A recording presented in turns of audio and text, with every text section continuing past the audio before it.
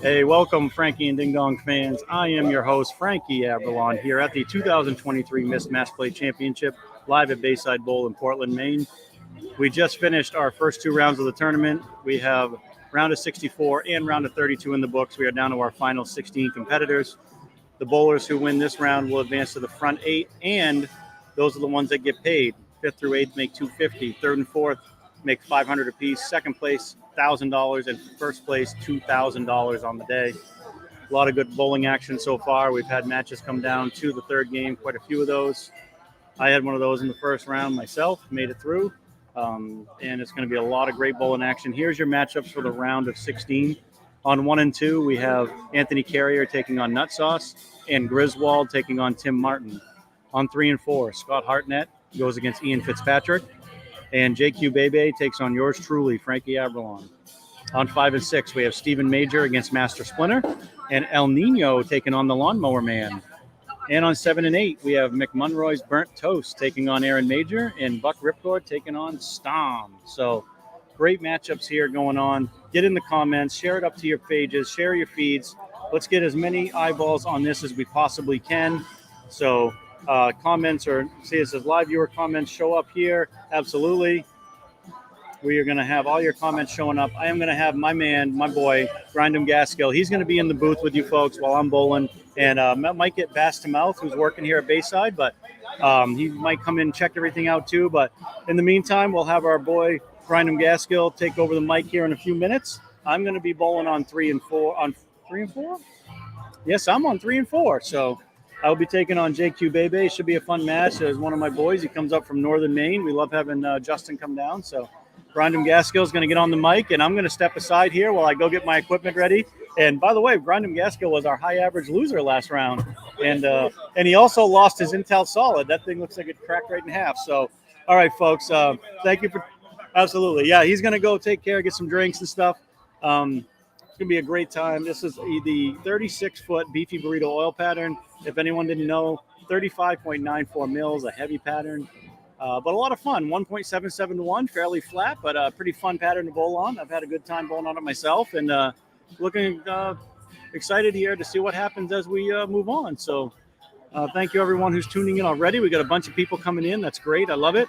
Share it up to your pages, your feeds, whatever you're watching on YouTube, on Facebook, on Twitch. We love you all. So right here from Bayside Bowl for the next few hours while we crown a 2023 Miss Matchplay champion. It is a major out of our FKM tournament series. So this is the last major of the season as we get into the 2023-2024 season in September after this event. This is the last event of the season. So thank you, everyone who bowled this season, and thank you to everyone who's tuned in all year. Our bowlers appreciate it. They deserve it. Want to give a shout out to our sponsors today, Ace Mitchell and Bowler Builders Pro Shop. Ace Mitchell provided a couple balls, which is run by Tony White and by Sean Richard, the DVA Chill and the Radical Crypto Boom. Also, thank you to Bowler Builders for offering free drilling of those balls, and they chipped in $225 so that we could pay out the highest average loser the first 3 rounds, which today we paid out $50 the first round, $75 the second round, and the highest average loser from this round right here will make their entry fee back of $100. So thank you so much to Jimmy Clark and Bowler Builders Pro Shop for hooking us up with that. And that's all I got. Your boy Frankie Aberlon is going to go get ready as the lanes are getting oiled. And Grindem Gaskill will be here in a few minutes taking care of you folks, so don't go anywhere.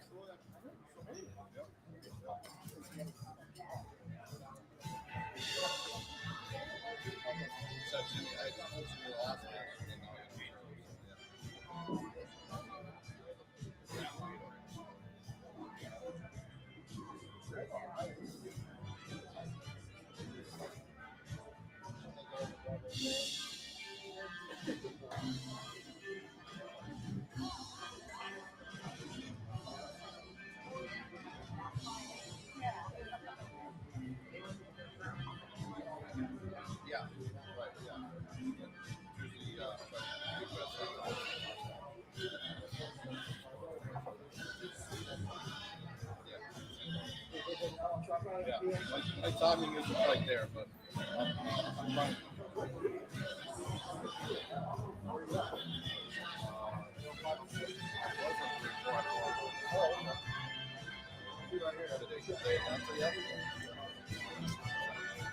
Yeah.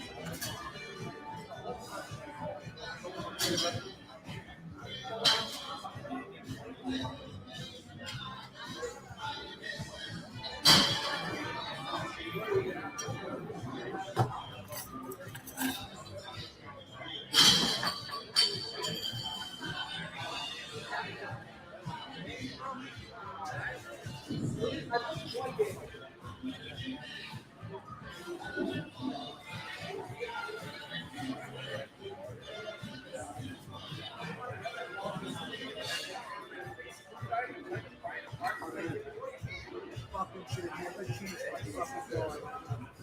I changed my goal in the first 5 frames and then went back to it. By all means, you want to get a drive through there.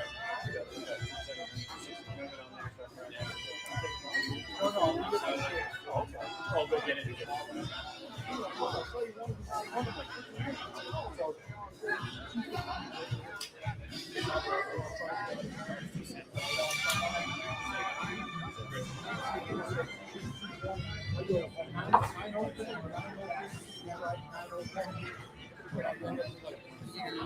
So yep. that 33 pins would have put me Would have been, close. yep, would have been right there.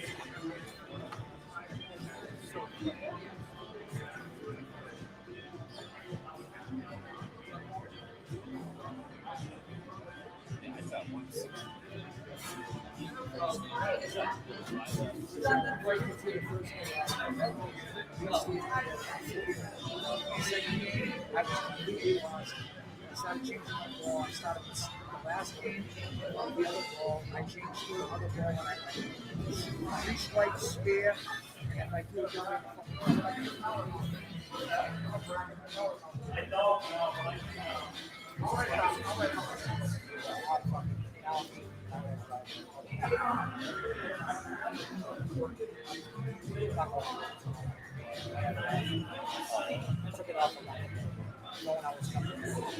I could go to work still.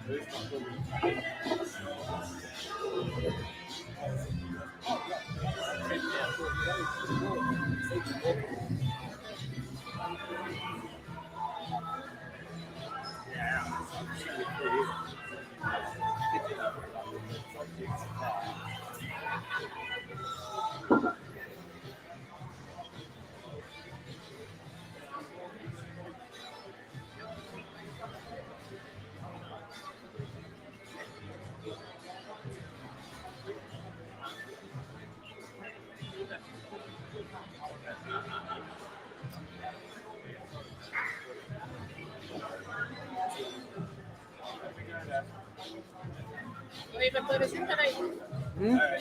I'll talk to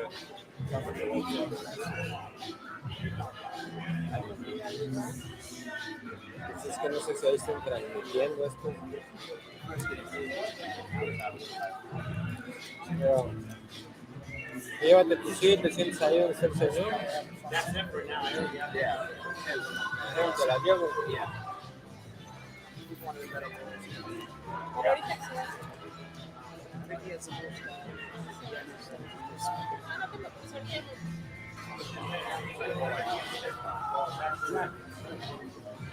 Bueno, no sé por aquí, amor.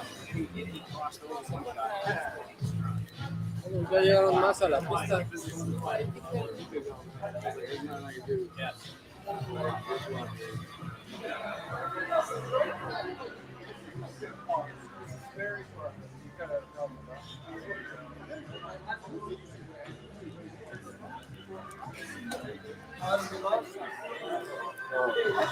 Okay, no.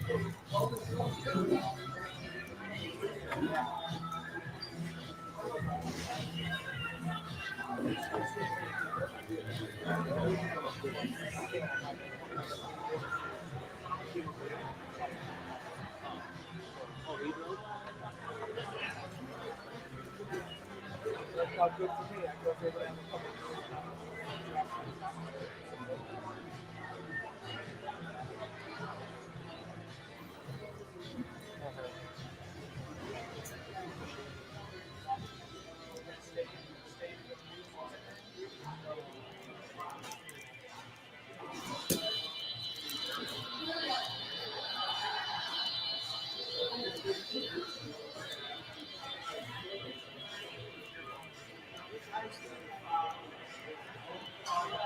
Es que la comida que sacan sí está buena, ¿no?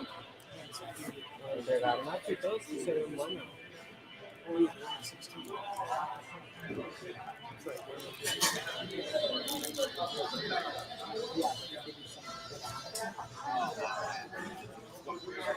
Yeah.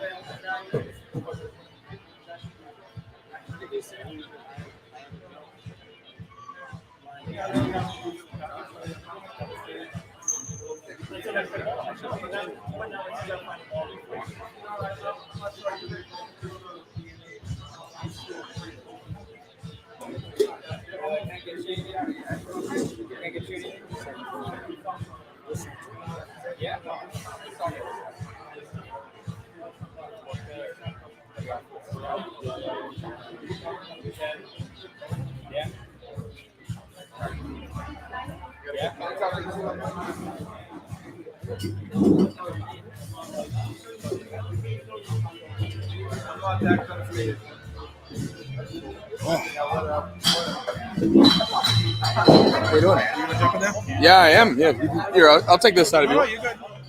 I thought James asked me to. Oh.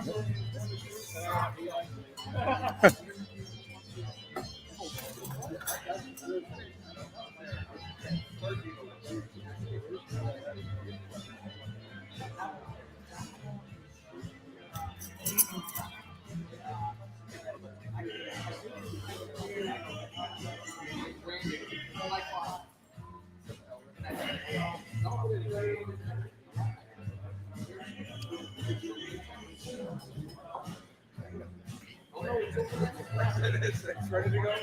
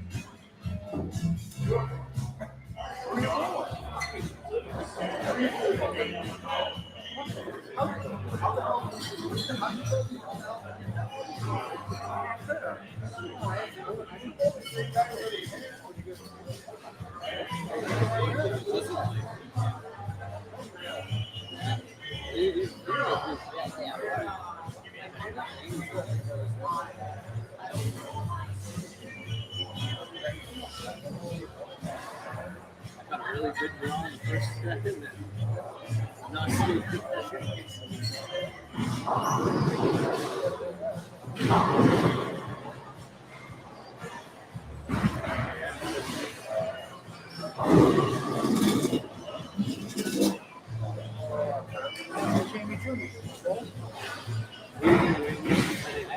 He was ahead of you?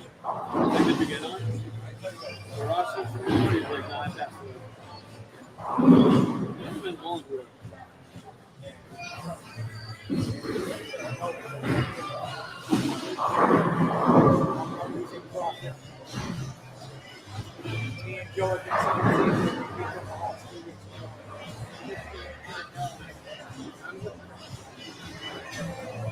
17.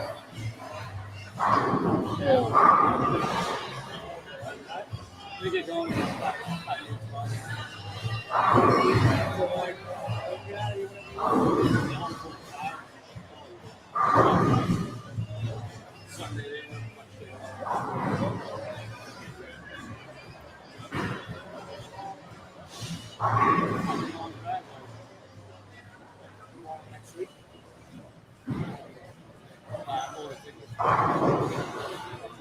I work Wednesday to Saturday. Saturday doubles.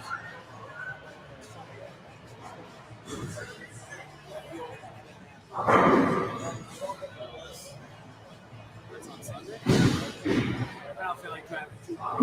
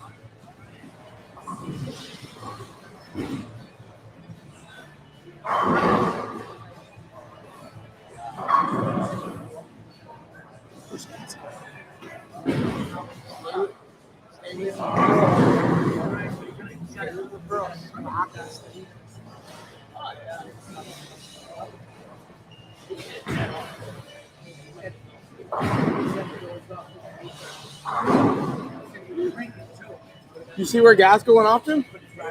Oh. Yeah, he said if we can have 2 do it, then we can. I'm working back and forth the desk either way, but we're not gonna have much going on.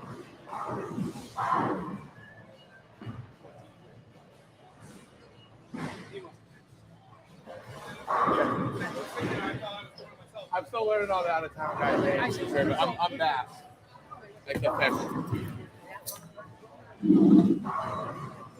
Oh.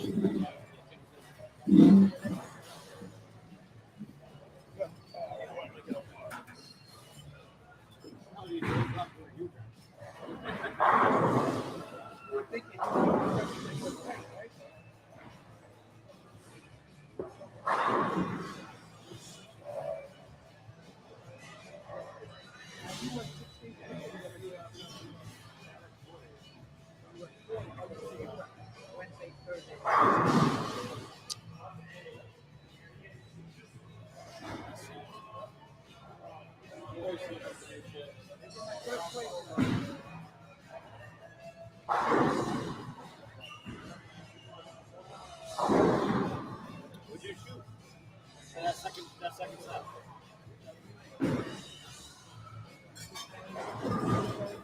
Question.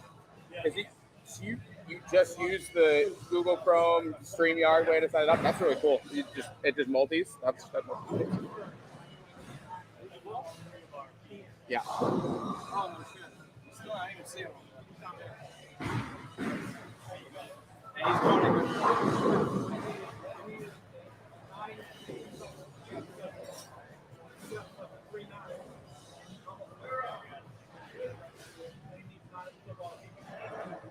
I got steamrolled by Ripcord. Shot 548 and he's tough out.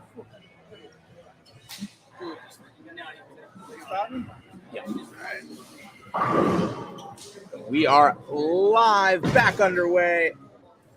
Frankie and Ding Dong's 2023 M.I.S.T Matchplay tournament here at Bayside Bowl in sunny Portland, Maine. Sebastian Pettit, a.k.a. Bass, one of the kids of Bayside, here with you.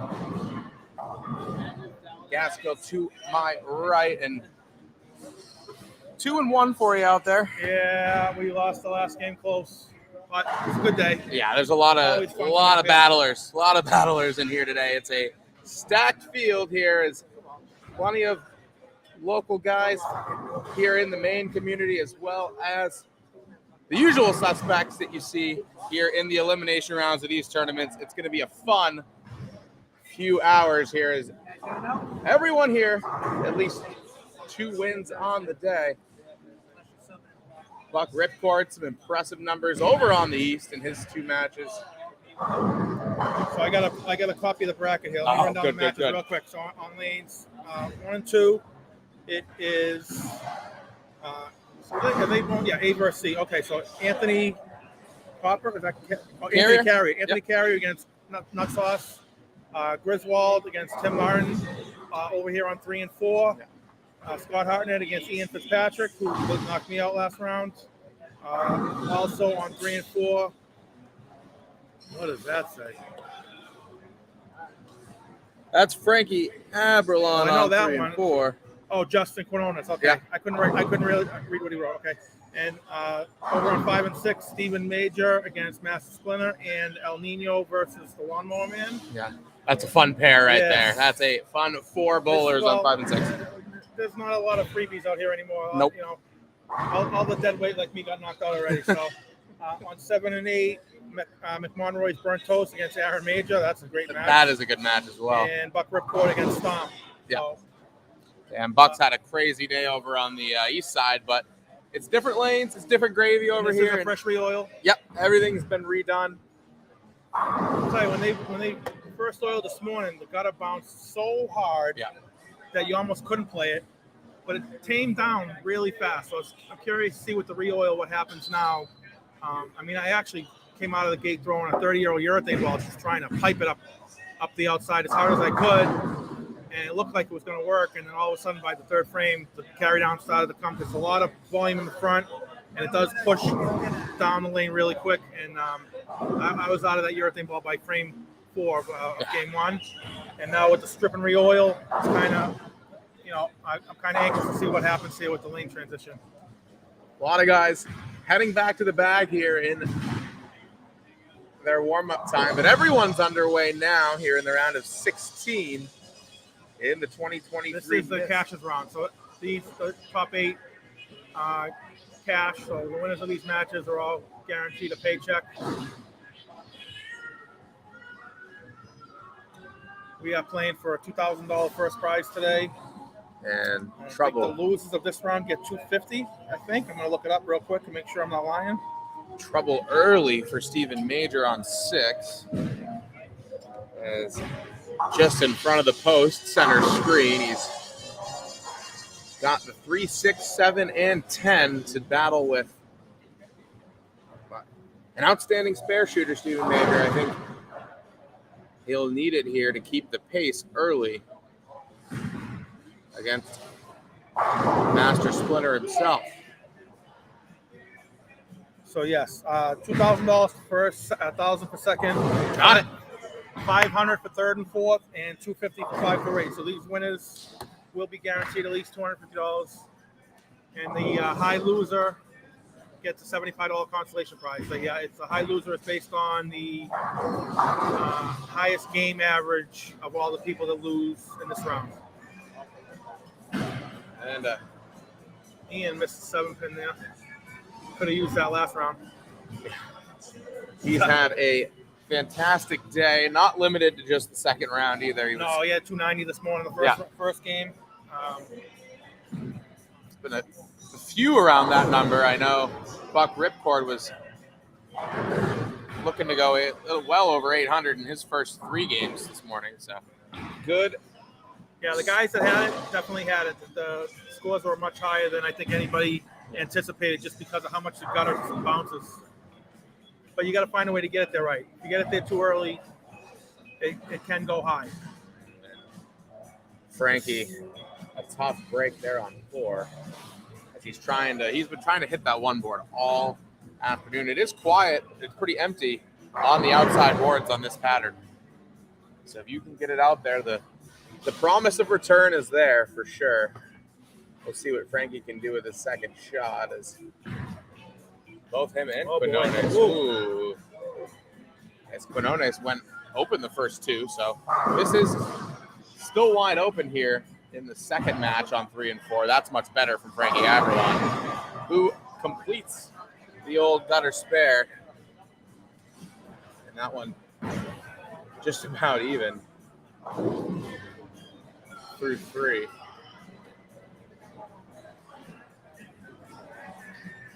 Nino De Roro on lane 5. Ooh, You see right through there. the head. Yep, that's where you get it there. Probably got it there 6 inches too early, and it just checked up and goes left. Now that will tame down eventually, and I'm sure he'll be out of that urethane ball before long. Yeah. I pulled next to him this morning. He did the same thing and pitch black for about a game, and then into something else. Well, There's just so much hook out there right now. The reactive ball is just too angular.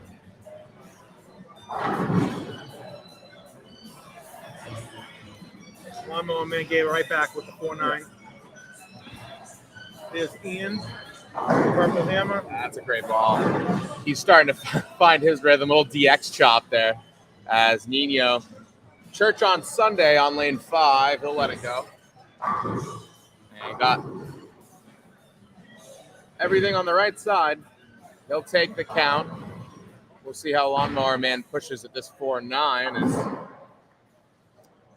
Looks like everyone else handling their business here in their early goings. A lot of splits. Yeah. There's another one. 4 only for Lawnmower Man. And Frankie is left the 3-7 on lane 3.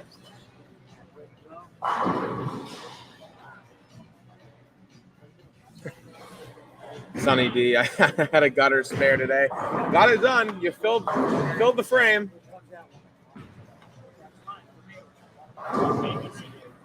Quinones heading west there, only got 7.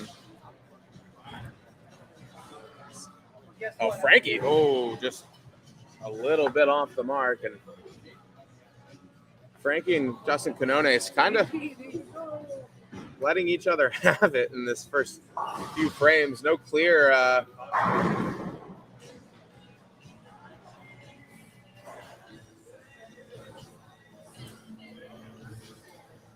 leader over there. Splitter on 5 as that one a bit thin, leaves the 10 pin. And Quinones into the gutter. The re-oil affecting some. A few frames into this round of 16 in the mist.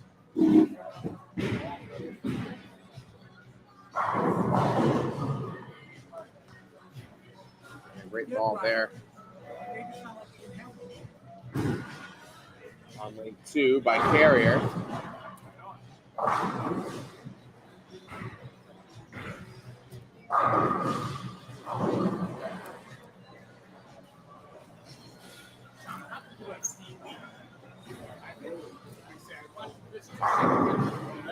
That one, ice cold for me, and the Sugar Sean shirt today working for him well. Is this new Purple Hammer?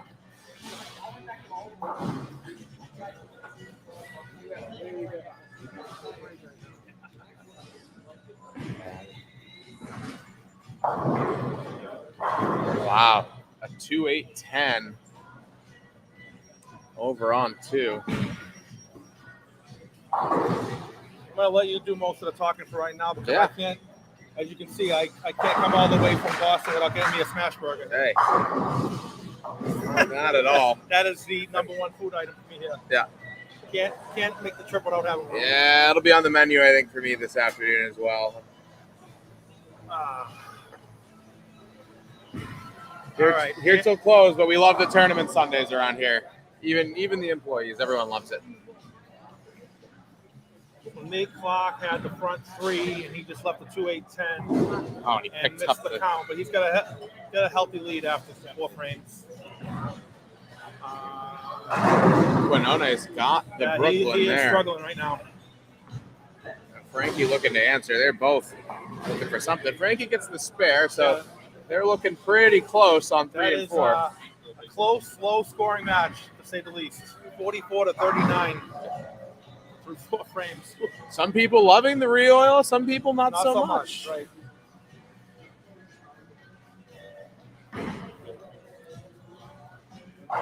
An opening ham bone on 8.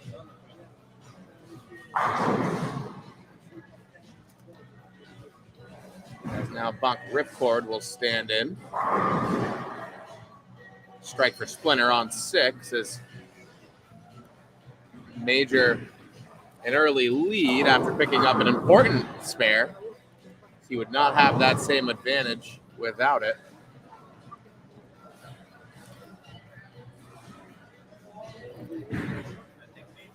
That one is way outside from Stephen Major.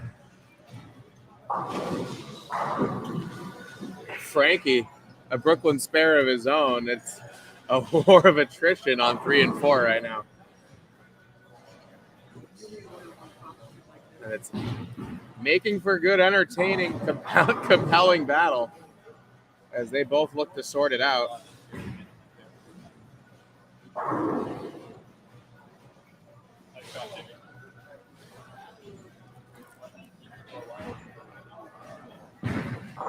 Second attempt from Major. And another gutter spare, so I think just trying to pick out their spots, some of these guys after the re-oil. That's a great ball from Quinones, and that's more like it from the man in the old state of Texas shirt today.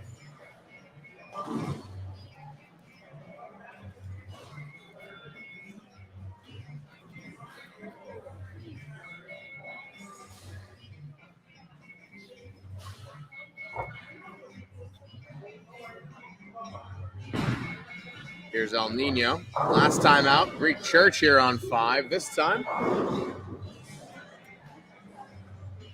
4-pin.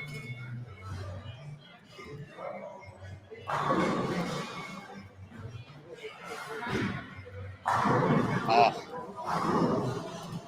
Looked good for me in there on 4. Let the 7-pin hanging.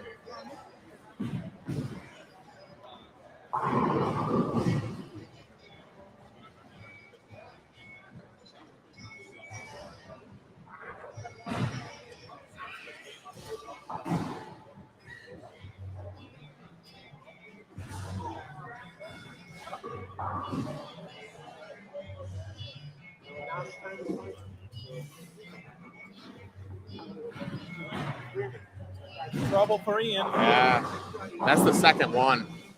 Did it earlier in the third frame, same lane, and he holds a 24-pin advantage. Both of them open in their last frame, so I guess somewhat of a silver lining for Ian, but he won't be able to do it the rest of the way. That's a great ball from Quinones, and that a hell of a comeback. Puts the pressure on here for Frankie.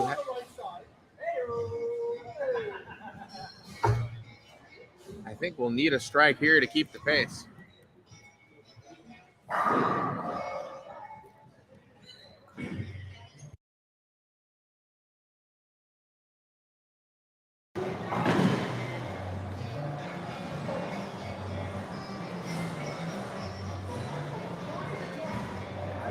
Every round the rest of the way, best of 3. So if it's been a tough start, there is still so much time.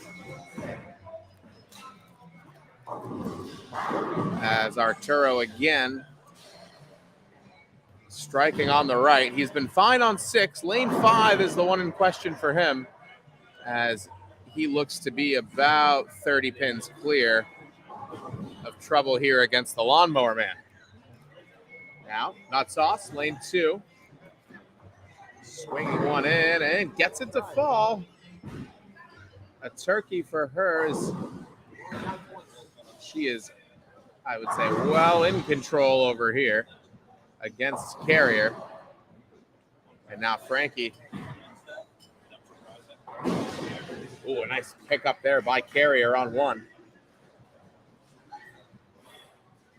And that will keep him close in game 1.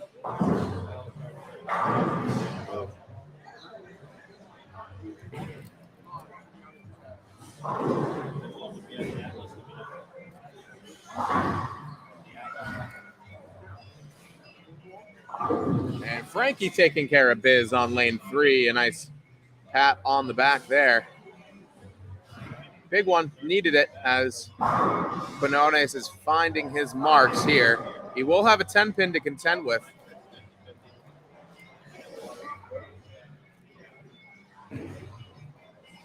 And he cashes out, no problem there. Major on 5, letting one go. He's in a hole here and gets it to go.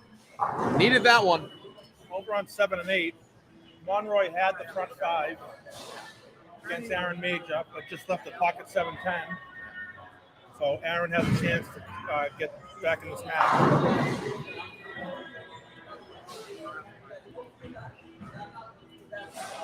That's how you do it right there. We'll get that match down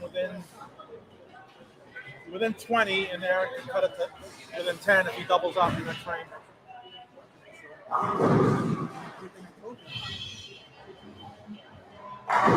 And looks like he's slowing his ball down here in these last few frames. Started with a lot more pace on it. He's dropped it down to like 16. See if El Nino makes the adjustment on lane 5. Struggled there. Yeah, he had a Greek church, and then when he moved left, he left a 2-pin. So let's see if he can split the middle here. Let's see if he can react on that lane. That is. That was not a pitch black. That was so shiny.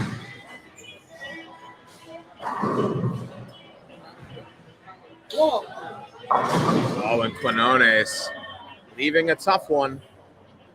Count them 2, 4, 8, 10. Yeah, Frankie's right back in this match now. And what does Frankie do with it? Scramble around, right? Give him 10.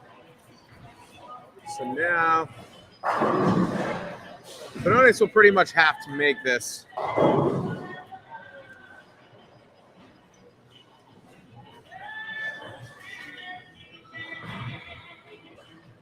Chance. Oh, he got it. What a pickup there. 2, 4, 8, 10 for the man in red, white, and blue. And that can prove to be quite the difference maker. We're set up for a big 10th frame here in game 1 on 3 and 4. Uh-oh. Oh, dear.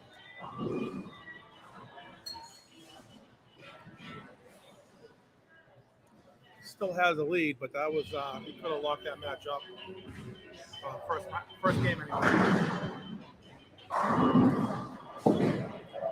On Aaron Major, another strike. Did double up, yep.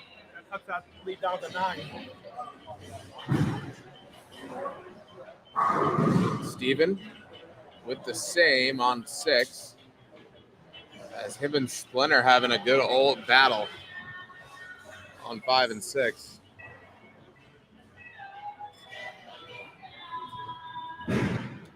So 225, a strikeout number for Ian, bowling on lane 3.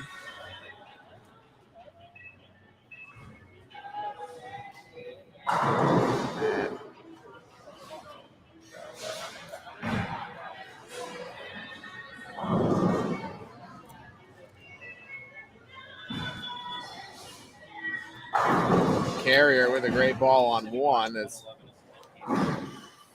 putting the pressure on Nutsauce to at least mark this and keep her lead going into the 10th. Not worried about it. As Mal takes care and leaves her strikeout score about 4 pins higher than Carrier's.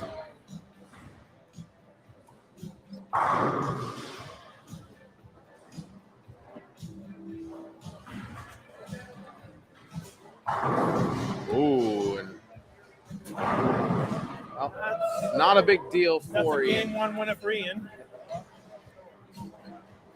Let's see, anybody else have a game locked up yet? Nate Clark is going to win game 1.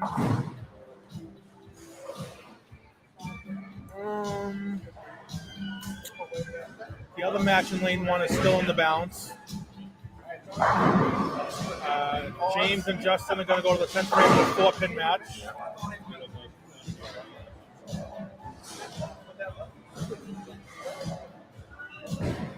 This one between Frankie Aberlon and Justin Quinones wrapping up on 3 and 4.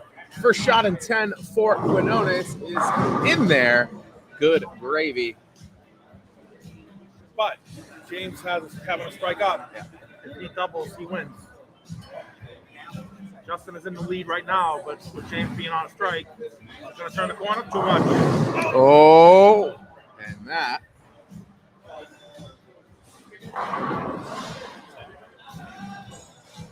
So Mallory just left a ring and 10 on lane 1.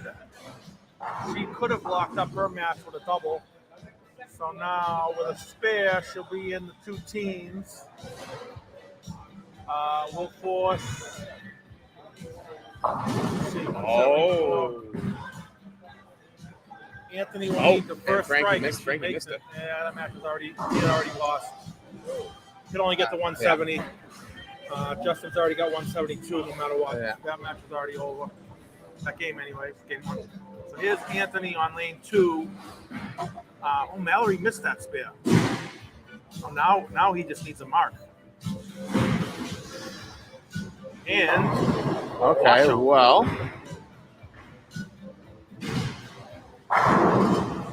And we have a game again. Yeah. So he will need a spare and 7 to take game 1.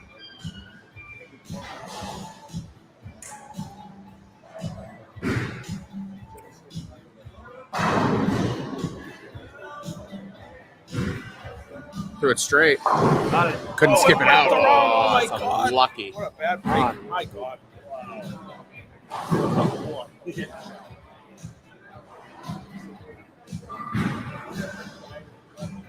Now, maybe getting away with it a little bit there at the end.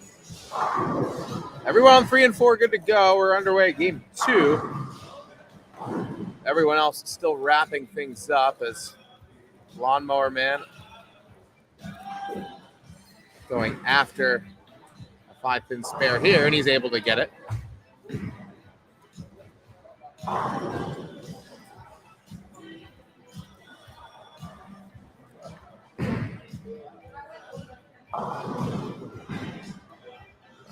Nino going for 4 in a row, and will take this one with no real problems, as he'll move to 5-0 on the day.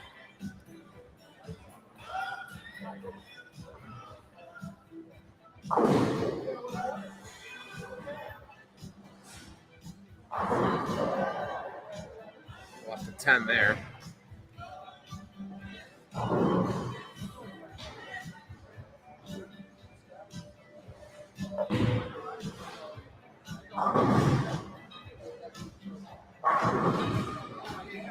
Some people, like we mentioned earlier, really enjoying the re-oil, and some Frankie.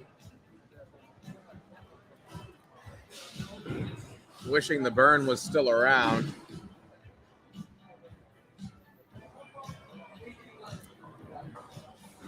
It's now game 1 on 1 and 2, all wrapped up. It's Buck Ripcord with, I think, He's in trouble. hard to tell from this angle. I think it's a 3. 4, 6, 7. Yeah.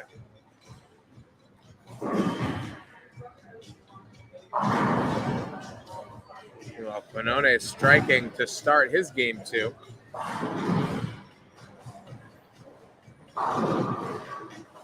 Frankie living dangerously over there. Well, Stephen Major just doubled. He's going to force Jimmy to do the same. Jimmy had a 1-pin lead going to the 10th frame.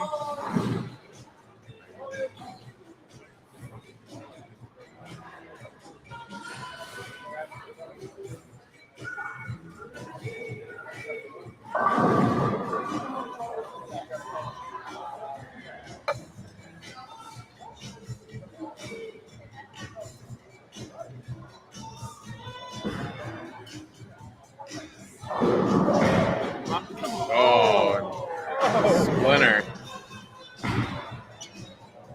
Needed it. Needed that one. Needs one to more. strike out. Count very important for Steven here because it's only a 1-pin match right now, so he needs them all. Make sure to force Jimmy to get them all. And Oh, he got it. So Jimmy needs 2 more to win by 1. Oh, and another issue with spares for Ian on 4.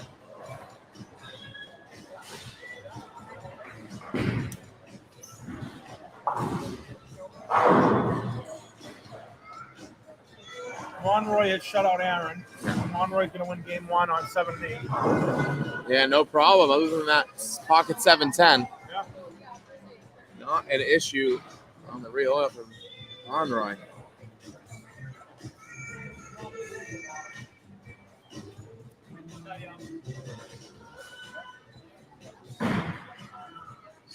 Winner needs one here. That look like Oh, that's light. That's a 2-pin. yeah. Steven Major's going to win game 1.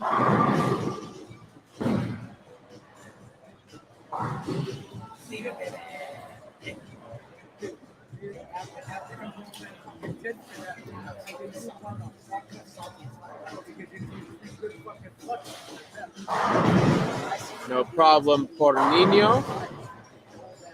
He strikes on 6.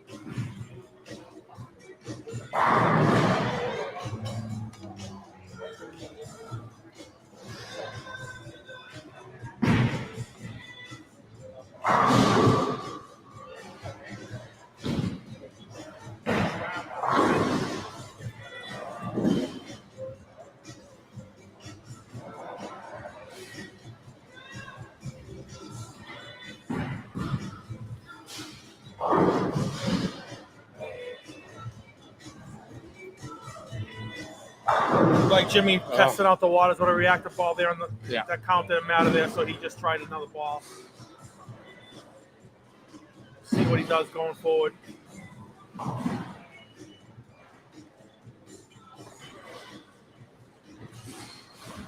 Looks like also on 7 and 8, Storm DeVincent is going to win game 1 against Buck Ripcord.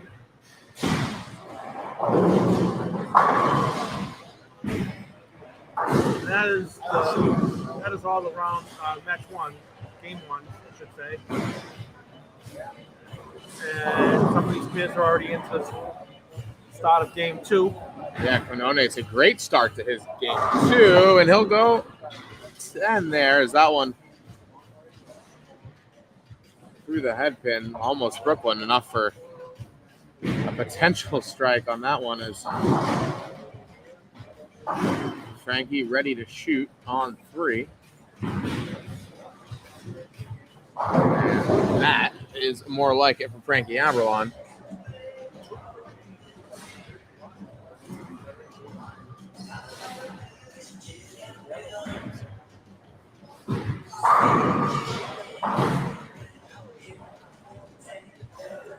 Quinones converts, and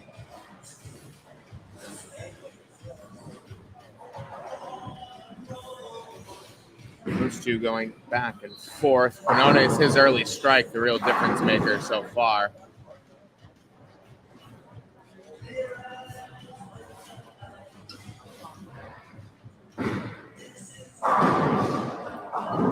That one drops for Ian.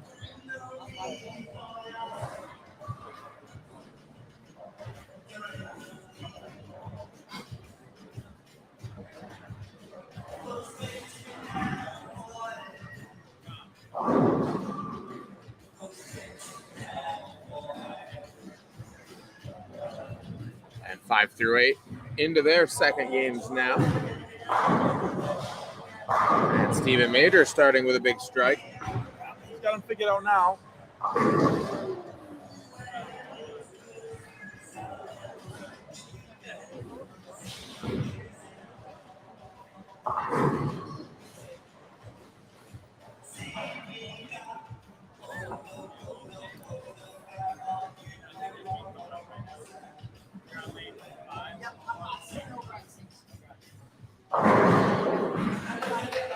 Aaron Major, just a plow truck through 7 to start off his game 2.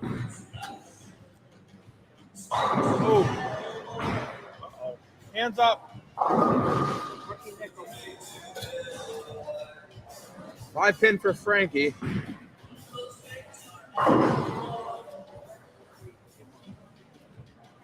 Is on 1 and 2.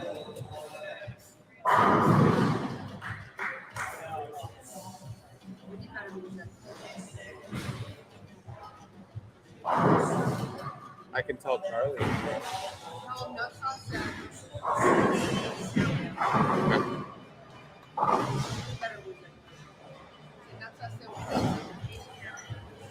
Nice.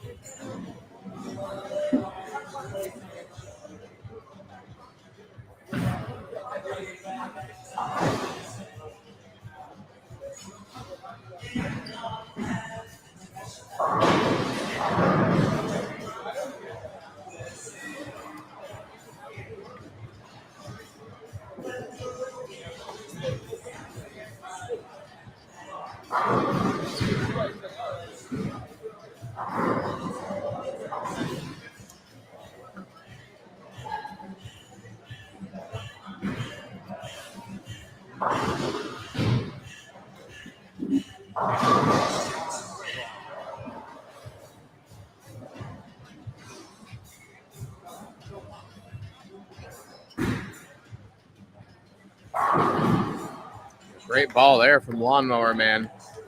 He'll have to find a line he likes this game to keep the pace with El Nino. And a great ball from there on lane 3 for Ian. No slap this time. Doesn't like it as much of it as his other ones, but he's hanging in there up about 10 pins here halfway through game 2.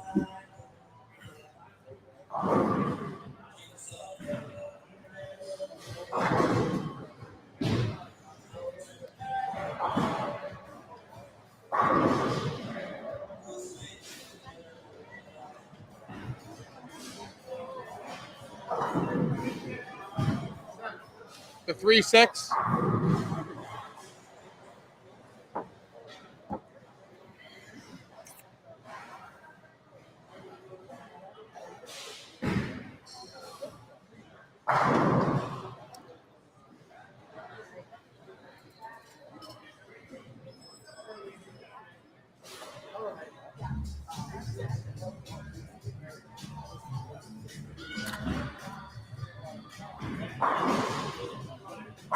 That's a great ball from Quinones on 4. That's going to open his lead up a little more and put the pressure on Frankie. And an unfortunate miss there.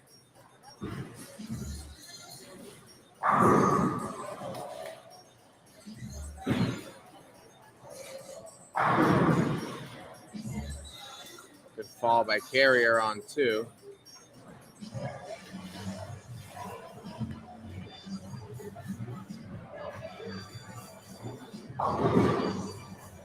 That one left on lane 4 for Ian.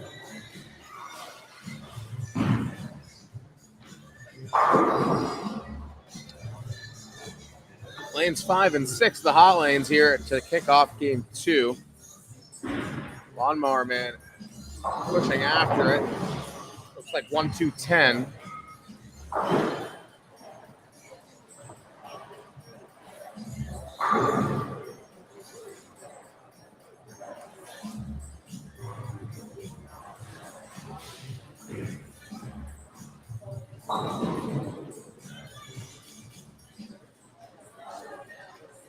Nino's ball on 6 as he looks to open with a turkey, and he's got it. I'm going to say something really obvious. He's going to be really tough today. Yeah. His ball is facing up in the right place. And the way his ball is going through the pins, he almost can't get wrapped. His ball is just running the 8-9 over every time.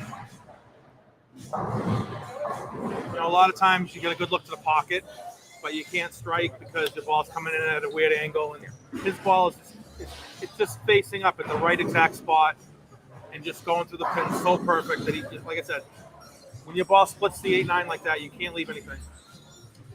And his ball's doing it. Yeah. I bowled next to him earlier. His ball was doing it.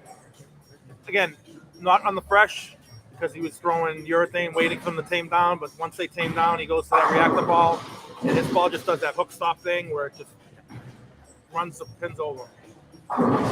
Frankie not able to find it, and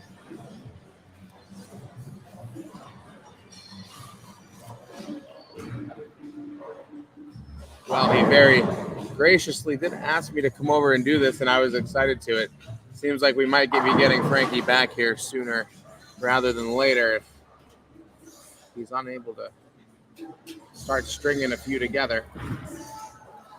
He's had some really close matches throughout this one, and when I got here and asked him how it was going, he mentioned the old adage about you never know what you're going to get as a lefty sometimes, and that's kind of been the motif for a lot of the lefties today.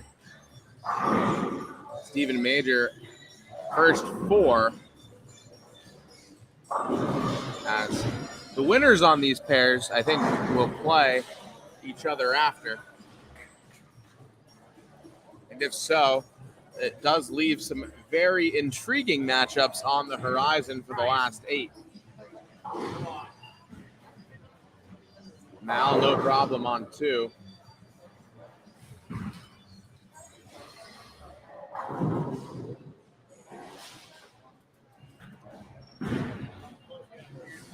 And a good ball by Lawnmower Man there. Back in the zone, and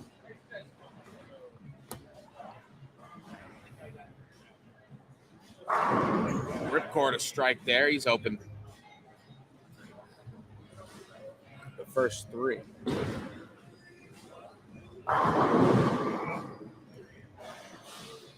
As soon as I open my mouth, I'll throw in light left 210. Yeah. Lane 5 sometimes does have a tendency to hang like that. That's what actually cost me in my match against Ian. Yeah, James is in trouble. I may be excused soon, I think. Yeah. If not you, then me. And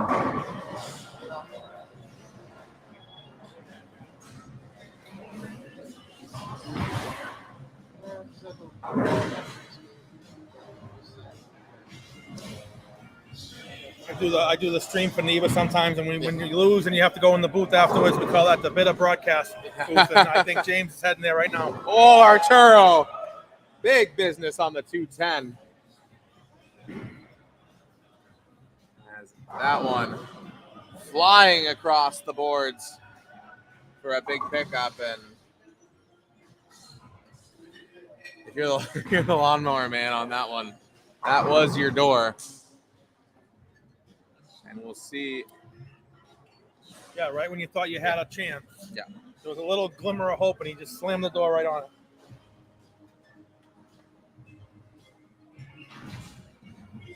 Good ball from Aaron Major, and that one slipping and sliding all around. He's got himself a second strike in game 2, and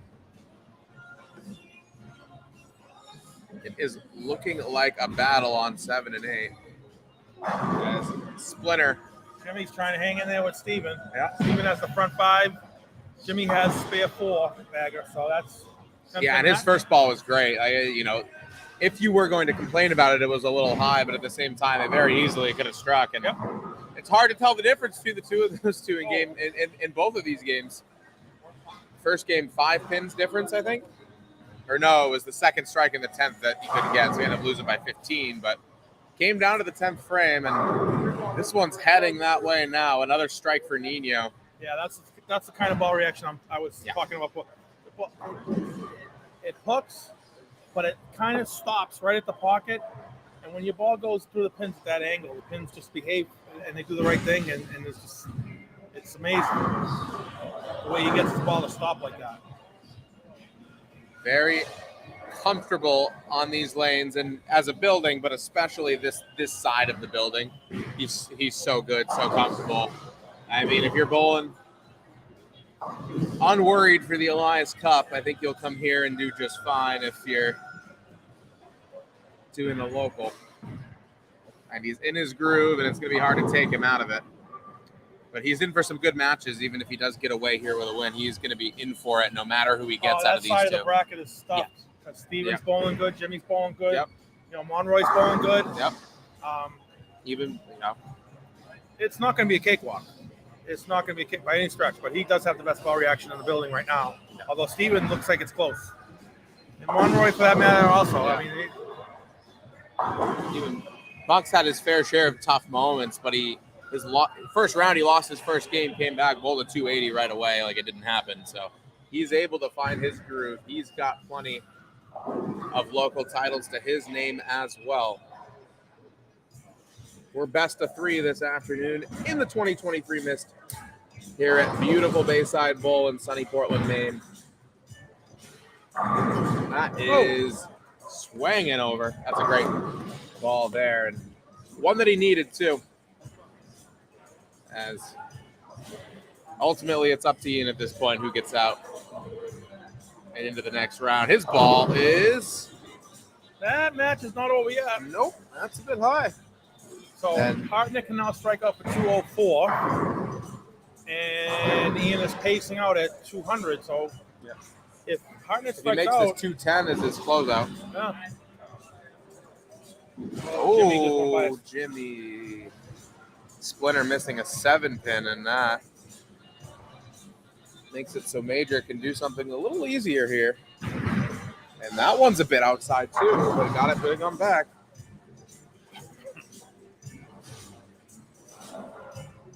So make that a lead for Major in game 2. That puts Splinters back against the wall as well.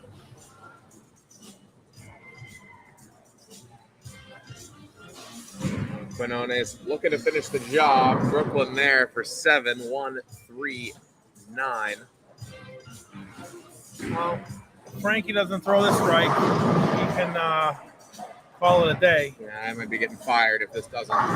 Oh my God. It did everything in the world. That's a tough way to go home right there. I mean, he still needed help, but that just eliminated any chance he had. Could have went up for 181. And Quinones taking care of business there. I think we can call that one where it lies. Going for the old 6-pack here on lane 1. That's looking solid. Give him Tim Martin was 279 pace going. Fresh off his appearance at the PBA 50 World Series last week.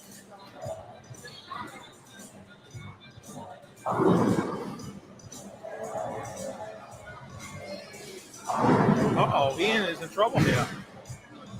Oh, man. So now we're looking at 196, which... Yeah, well, first of all... He's still got a strike he on still this has to make it. Yeah. Right? Which is not coming free for him today. On this, especially on this. He'll need a strike here. Let's see. That's wide. I'm going to turn the corner. Yep. So I can say Hartnett is in the 180s. Ian needs 3 to shut him out. Yep. 3 of these will make it. Will be a win. And a great pickup by Carrier there. Great. He only got 2. Oh my goodness. So now Hartnett needs a spare and a strike to tie the game. Oh my days.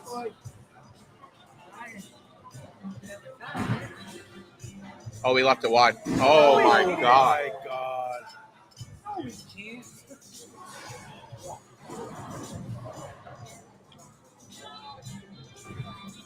Crowd is stunned.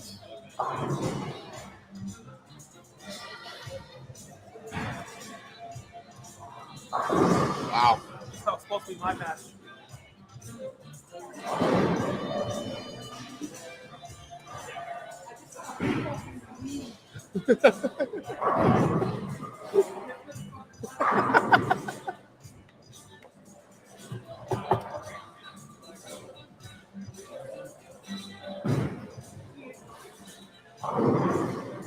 Kiddo, you could have told him to miss a spare against me. He could have left then.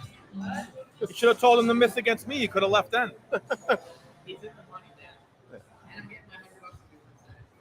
Oh. Arturo just franking on lane 6. I believe he's perfect on 6 in this match, 1 and 2. Very much might be. Yeah. Tim Martin guy comes in. I don't know. All of a sudden he can strike. Where does Tim Martin come from?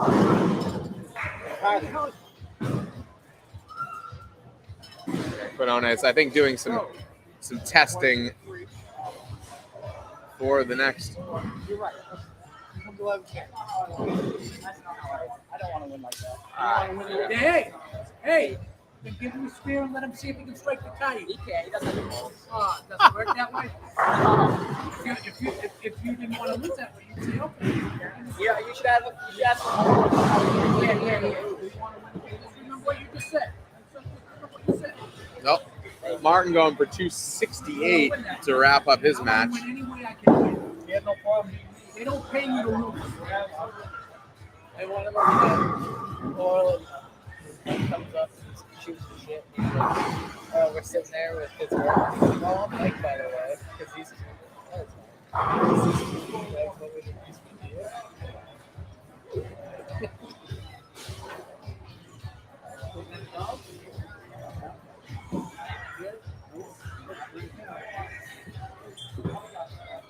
All right, so let's do some housekeeping on these matches. On 5 and 6, Steven Major's up by 21, and Arturo And the is up strike. by 6, right? Yeah.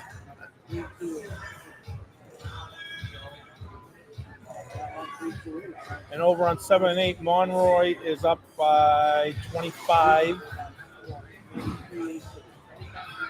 And on the bottom match, Colcord was ahead, but he just split, so that is going to be. That is going to flip to Storm's. He's lead now. left that. This is the second time. He left it in match 1 as well, game 1 as well. It's the second time this match he's put that up there on that lane. And now Major, an interesting leave. Yeah, that's not going to help his cause much. So we have a game 3 on 1 and 2 between Nate Clark and Tim Martin. Tim coming off 260. So you would have to think he has the advantage going forward.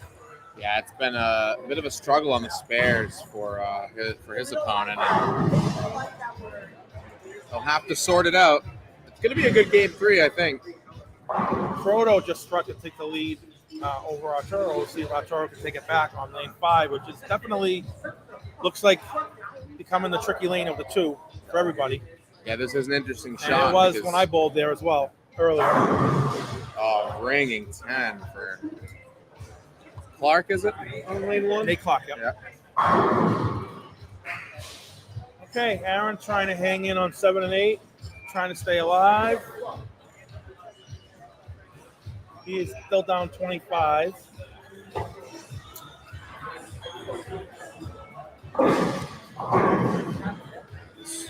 Looks like Ripcord taking care of business there, but it's going to be on his opponent to drop some pins somewhere. That is way outside by Arturo. And it actually overhooked. The 4-pin. Yeah, that's what I was saying earlier. There's so much friction on the gutter that when you get it there, it actually overhooks. And quite honestly, the reason why it was only a 4-pin is because what I was saying, where his ball kind of lays off at the last minute. Because if that ball went through the pin sideways, it would have been a split. Major saying hello to the 1 board and will get himself a strike in the foundation frame. He can strike out 244, Splinter 247.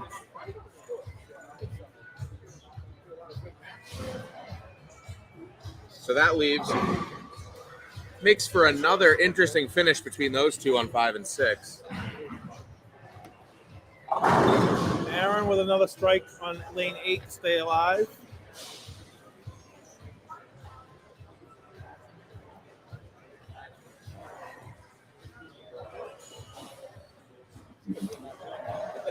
see if Monroy can keep his 25-pin lead here with a strike in the 8th. It's a good looking ball. And Oh, he he tripped got the the 4, fall. but not the 7. So that gives Aaron hope.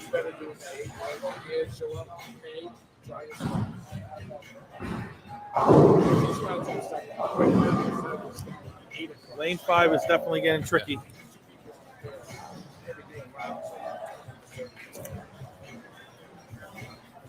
So going to the 10th frame, Steven is going to have a 7-pin lead, but he will finish on lane 5. So could give Jimmy some hope. Another interesting note, Arturo will have to finish on lane 5. And Monroy just missed the 7th. New life for Aaron Major.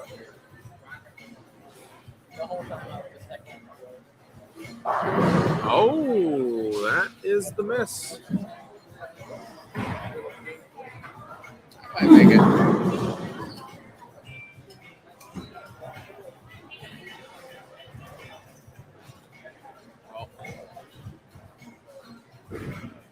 Nate Clark working here in game 3. Off 2 spares. Martin on the double to start on lane 2. Really needs a strike here. The way Martin's bowling, he's 15 of his last 17 strikes. Martin. Yep. He finished up game 1 on a run. Went to at least 260 in game 2. Gotta have it, and Arturo does. And that's the strike that Nate Clark needed on lane 1.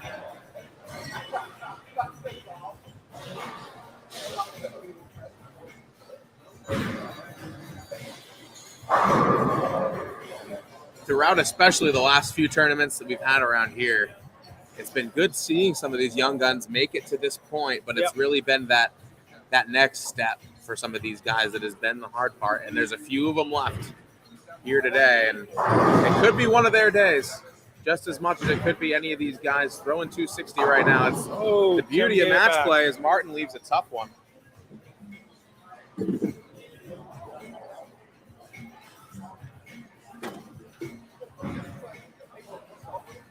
And that is Jimmy got the first one, so now they'll 227 to strike out. Lawnmower Man leaving a 10-pin. Oh, and he missed it. Oh. Let Arturo right back in the match.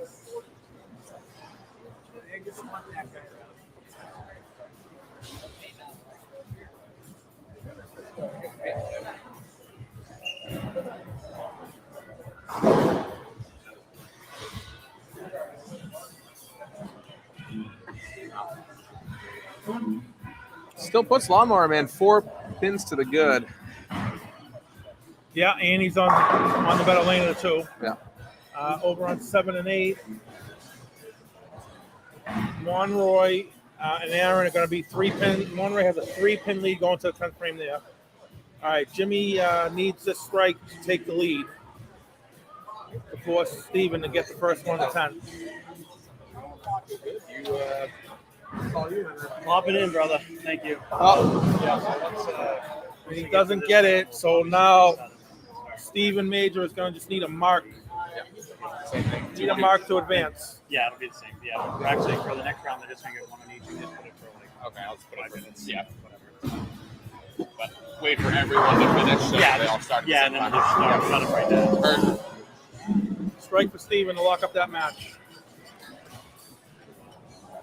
What's up, Grinding Sorry to see you, brother. Yeah, boy, I couldn't find a look on 3 We and call 4. this in NEBA, we call this the bitter broadcast booth when you have to come in after you lose. That's, Yeah. that's what that's called. It's 100% accurate, my friend. Yeah, I had such a good look on 7 and 8. Even on the fresh, like I started with urethane on Yep. 7 and 8, was shooting 200s out of the gate. But on the 3 and 4, I just could not find it. It was so sensitive. Like you get it to the gutter early, it just wanted to check up on you. And to get it in that track area, it just kind of squirted. So, Yep.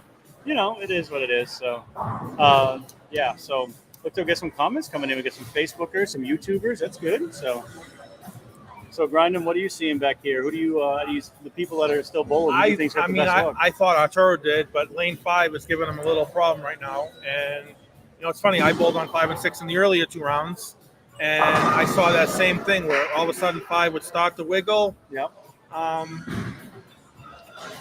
Let's see, Croto with a strike, so he still has a 4-pin lead. Ooh, yeah. Arturo's going to need a double if Croto misses. If Croto doesn't miss, then that's going to go to game 3. Steven just locked up that match with Jimmy.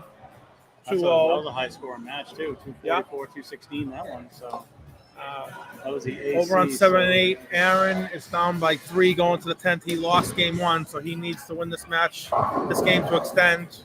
And he's got the first one. All right, so here is Frodo on 6. He strikes here. He will force a game 3. Pretty good. Oh, blower 7. Wow. All right, so now Arturo's going to have to double on his bad lane to win this match. 5 and 6 are a little more level since they did the lane leveling, but I still think 5 can be a little tight sometimes. I bowled it. I'm telling you, I bowled it this morning. Yeah. 2 rounds. Yeah. They played identical for like 5 games. Yep. And then all of a sudden, game 6, lane 6 started to hook more and more and more, and lane 5 got tighter and tighter and tighter. Interesting. So they went from like exactly the same to like 5-6 boards different all at once. It was really weird. That sounded like 10. I have a pole in my way. Yeah, that was 10. But in the words of Roy Munson, I didn't see it. I heard it. That was a strike. That sound is pretty distinct. You 10 in the pit sounds like 10 in the pit. And that, even though I have the obstructive UC, that sounded like 10, and it was. So let's see if we can get another one, and he will punch his ticket to the top 8. So did Aaron just wrap 7 to lose that game? Is that match on that one? Did McMunroy win game 1? I think he did. Yes, he did. Okay. That's awesome. You're in the round of 8. Yes. Work. All right, here's Arturo for the win. All right, gotta have it. Big one. Big scores on that there. Yeah, you need strike and 5. That was right. Yeah, I got right quick. Yep, you get it right, and it just checks up. All right, so we're on to a game 3 there. So I don't recall who won game 1 in Storm and Colford. I don't remember, so we're like going to have Monroy's going to move on. Monroy's moving on, yes.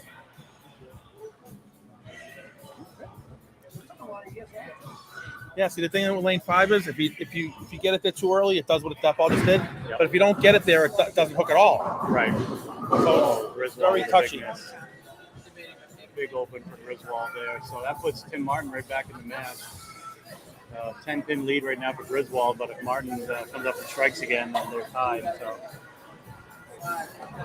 Guess Arturo's just going to throw another strike ball here to try and figure out this lane because the pin doesn't mean anything at this point. 3-5. All right, so we're going to go to game 3 on 5 and 6. I believe Ripcord won game 1 in that one. Think so? I honestly don't remember. I didn't write it down. I think that's the case. You go find out. You go find out.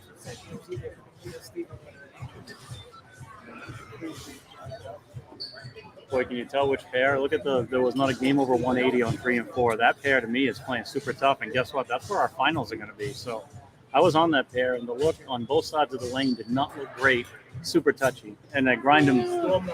So Storm did win game 1, so he can actually shut out Ripcord with 2 strikes and 9. There's 1, it looks like.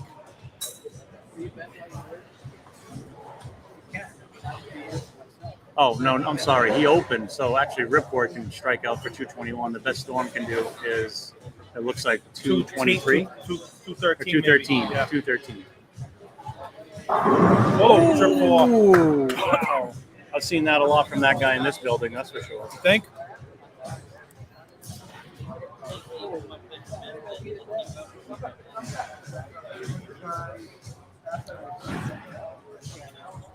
And we still have to award our high average loser from this round, which there's definitely a few candidates, that's for sure. We Could be one of these guys on 5 and 6 with the way that. Oh, that was way right. Boy, Same that thing. check out. Same thing. Yeah. Same. Gets it right, and it But I'm just telling you, hammers. if you don't get it there, it might not turn the corner. Right, it just wiggles, and yeah, that's the problem I had. I know that feeling. I feel like the pattern right now is playing a little touchier than even when we saw it earlier. It seems like it's gotten even more pronounced. Oh, Tim Martin caving in the 10 pin. That's a tie game right now. Yes, it is. He can take the lead right here. Griswold on the spare in the 7th. So.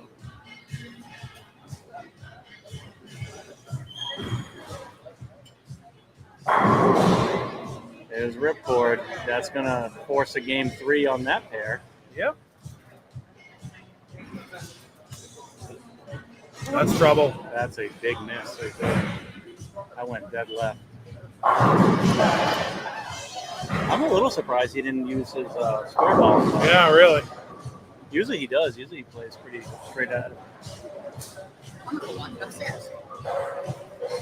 I'll tell you, this was fun today. I don't usually have fun losing, but it was. I think the scores were higher than we all expected. Yeah, a little bit. But it wasn't like house shot. No. Like just throw wherever you want, right? I mean, yeah, people shot high games, but so to me, it's it was you put a little bit extra volume on the lane, even though, and the max ratio on this was 177-1.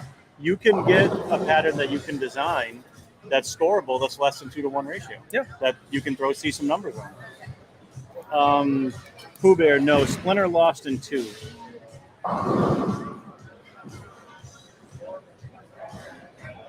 So, as we design patterns, as we get more and more into that realm, it's definitely getting a little easier to start fine-tuning and tweaking things to see some scores, but still make them fair. So, I mean, I love impossible sometimes, but if you make them impossible all the time, it can be a little, I mean, I like impossible. I do too. I'm going to eat something. I'm sorry.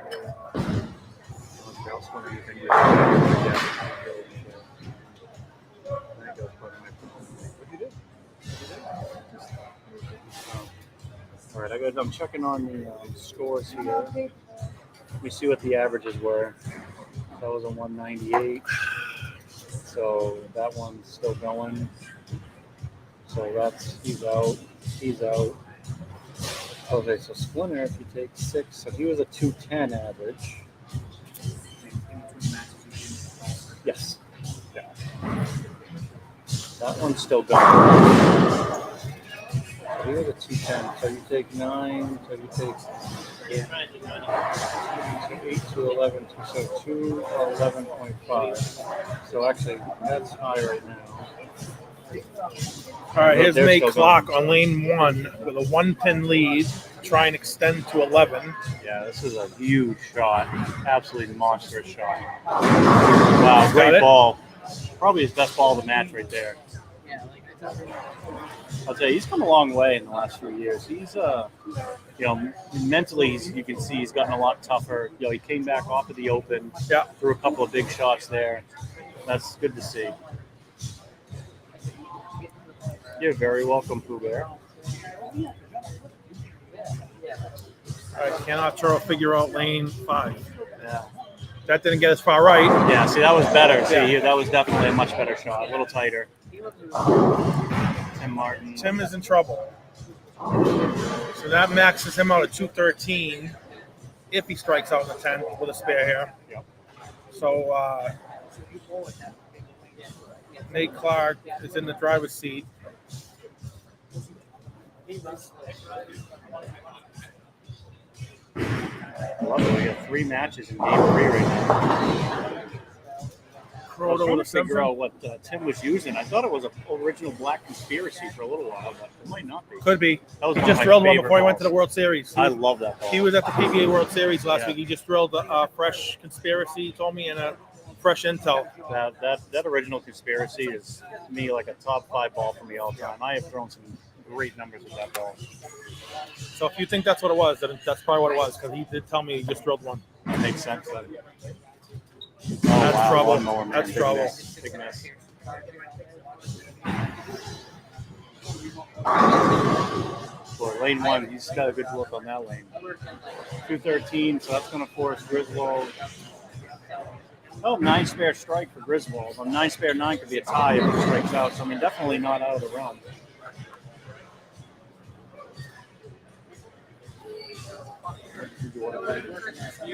Okay. That's fine. Just work that with you. I was just talking about the scores. You look at 3 and 4, no one shot over 180. Yeah. I mean, that pair to me, that's where the finals are going to be. That pair was tough. It's got a hook. Oh! So that got outside late. Well, outside late's kind of bad. All right, so that puts him 203. Correct. So Nate will still need some kind of mark. Correct. At least it forces the mark out of him. Mark was close when he beat you, boy. Big spare, though. And that one pin, because Nate could have gone 9 out for a tie if he didn't get it. So that's a big single pin right there.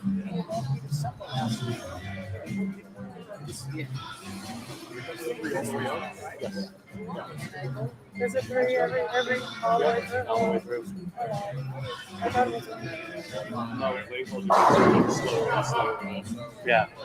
Yeah, so it's going to be, the match will go pretty quick after this because it's just single head-to-head on each pair for a round of 8, and then 4 and 2. So. What are you doing? 1, 2, 5, 6, 3, 4. Yeah, that'll work. Yep, that's what we got, I think. Let me see. 1 and 5, and then 3 and 4. The next round will be 1 through 8, just single head-to-head. And then after that, we'll go. Big shot. What a great shot by Griswold right there. I know.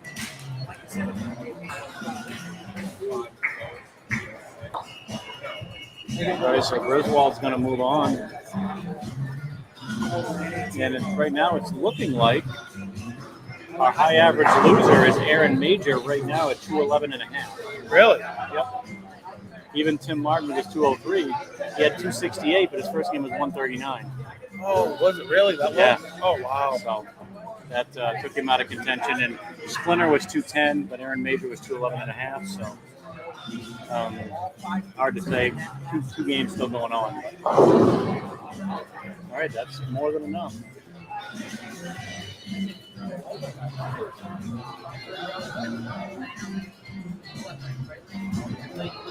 That's better, I think. Oh wow. That was a weird 8 See, I'm count. telling you, 4 that and lane, 8. you don't get it there, and it doesn't, like, I was thought like that was good because you didn't get it there Yeah. early, but it then it late. It was almost like a light pocket 4-8. It was weird. Like the pin actually was strange. Like it wasn't a terrible shot. No, I actually thought it was good.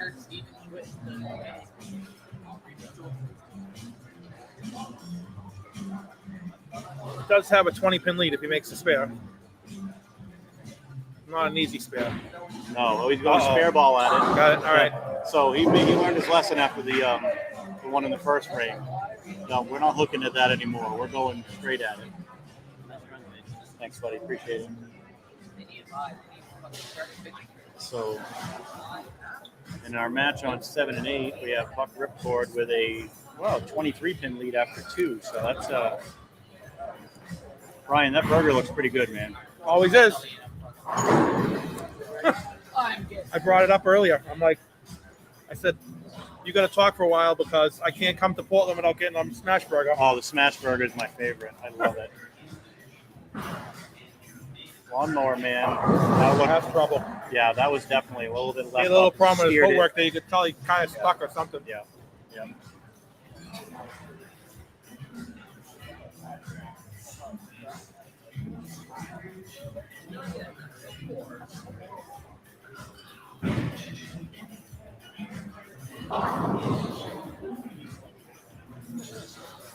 Storm's in trouble on 7 and 8 also.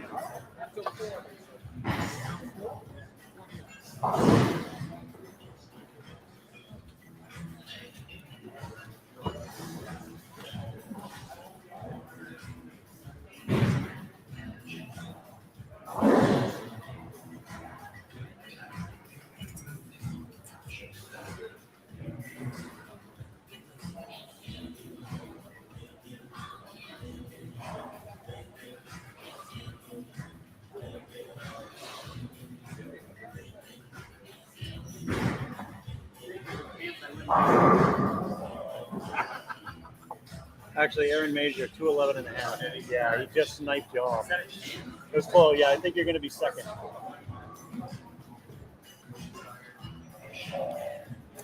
Yeah, Splinter come over and says, I think I might win my own award that I'm sponsoring. I said, no, Aaron Major got you by a bit and a half. Yeah, so Nate Clark ended up winning 223-203, Peter. So he's going to move on. He'll be on 1 and 2 against Nut Sauce in the next round.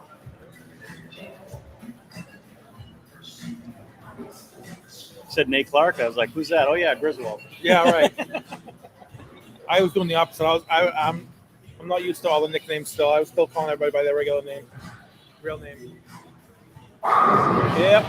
Arturo's lined up on lane 6, that's for sure.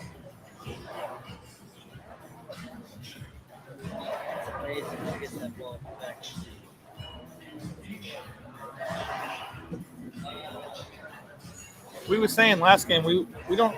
Arturo might not have missed lane 6 this entire match. Like his ball is just facing up so good on lane 6.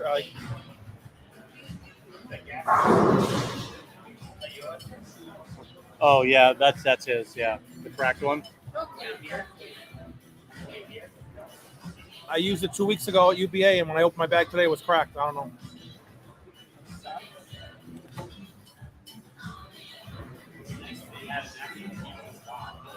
I know, right?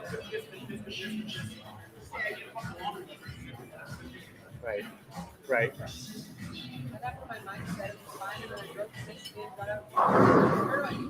He cannot get the left-hand side. He just, so if he gets it to the spot too quick, it hooks fast on him and goes high. The only way you can strike on lane 5 is if you can get it to go up the lane and go through the pins. Yeah. Because going right is so sensitive. Like even Steven, Steven and Arturo were both getting it right, and when it got right, it was fine. Yeah. But depending on where it got right, made it either good or really bad. Like Steven, you'll get one on each lane. Steven got one right that didn't fuck his head pen. Right. Like it was so crazy on how quick he got it there and how it was. Part of why I tried to just use the earth and jam it. Like, I had a good look on lane 5 earlier until it was pulled on for about 4 or 5 games. Then it got just like this. But apparently with the stripper mural, it didn't really help because it's still doing the same thing. Because I honestly thought, so the first game when I carried the light one, I'm like, all right, good, I'm going fucking right and I'm going to be fine. I went right and it did the same thing. I had to go farther. But I was 3-1 right on 5 and 6. This is so cool. Frodo's got his ball reading the lane like instantly. It's setting right up.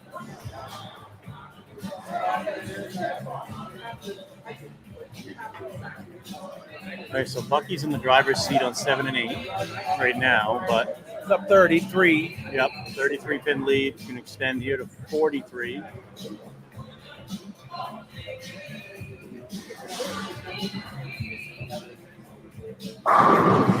It sounded good. I had the pole in my way on that one, but like you said, you know it when you hear it. You heard it. Oh, really?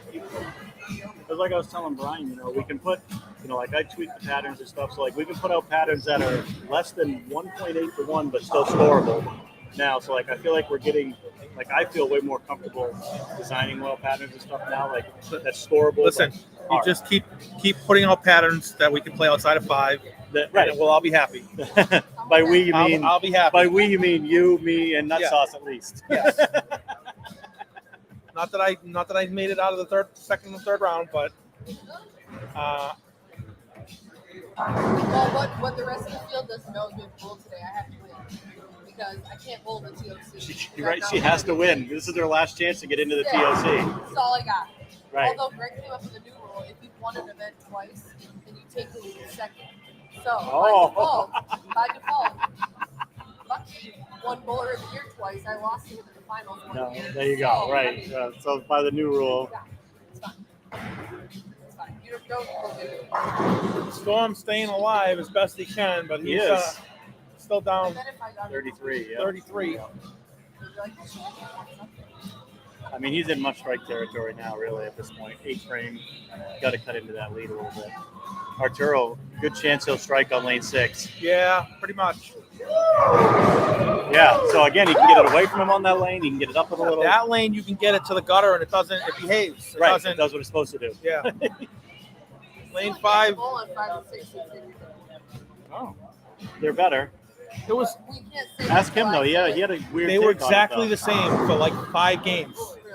and then all of a sudden, game 6, lane 6 started hooking an arrow more, and lane 5 got an arrow tighter, and then all of a sudden they were like 8 different.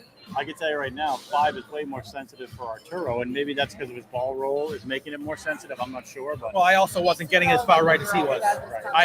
If I throw the ball where he's throwing it, I'm gonna hit the 6 pin. So I was a little more direct than he was, but it was very similar for a long time, and then all of a sudden they got does really he keep quick. trying to just feed it to that spot and see if he can get it like he.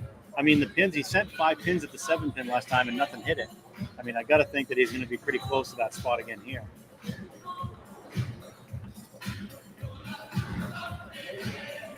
Wow, did he peel that one out there? He caught all of it.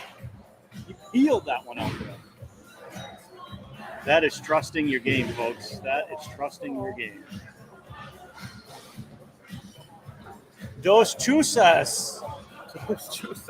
Yeah. Those juices. Dos chusas.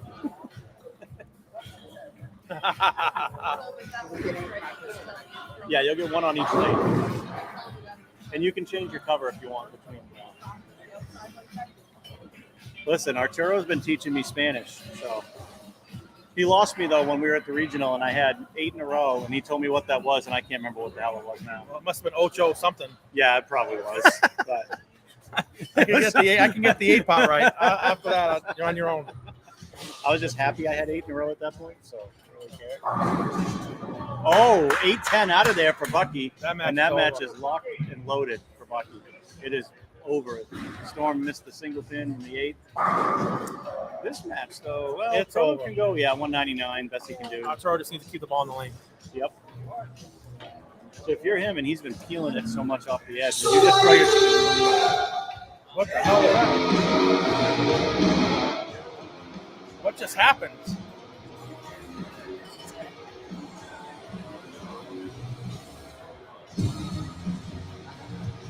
Is there a concert going on up there that I'm missing?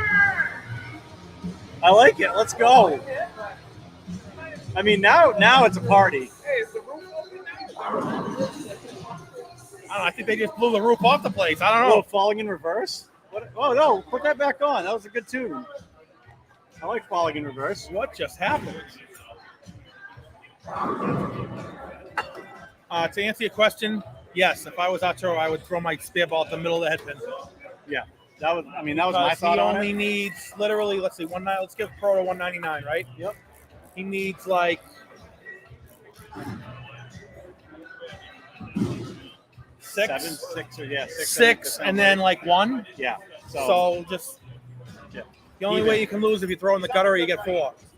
Yeah, I know, but you still might not want a chance throwing it at the gutter when you need 6.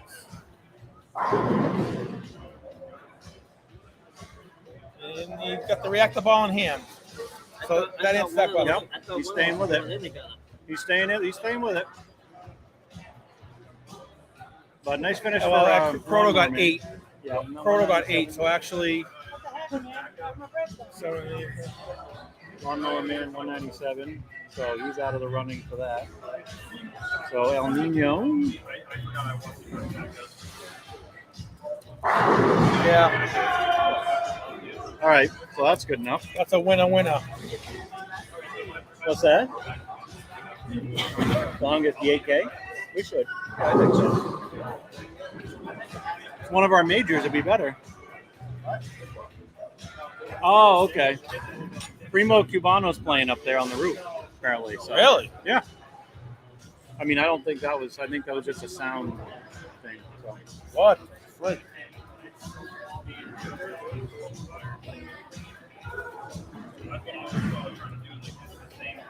Wow. I mean, lane 6 he is absolutely nutting it. All right, so what do we have next round? We have We have Nut Sauce against Griswold on 1 and 2. Ian Fitzpatrick against JQ Bebe on 3 and 4. Stephen Major against El Nino. And McMunroy's Burnt Toast against Buck Ripcord. wow. That's some great matchups this round. Question is, can anyone on 3 and 4 shoot 200? You know what? In this format, it doesn't matter. You just got to shoot one more than your opponent does. 100%. And it looks like It's going to be, let's see, what did Storm have? Oh, nope. That 193 killed him. He saw an outside shot of the high loser, but it was plus 21 coming into this game. So is that Aaron? Aaron's going to get it. So we owe Aaron Major $100, wherever he is. You got the money? It's 100 or 75? This round's 100. We went went 50, up. 75, 100. Oh, cool. So each round, you went deeper. You got Got an it. extra 25 Good. bucks. It's cool. I'm sure he's still around here somewhere, hanging out. Well, he drove with Steven, so yes. Yes. He has to be here somewhere. They made me drive by myself. So What? What a bunch of bums. Nah. I mean, I usually come love with those Steven, but those guys live much further south than I do. Yep. So they jumped in the car together, and I just drove myself. All right.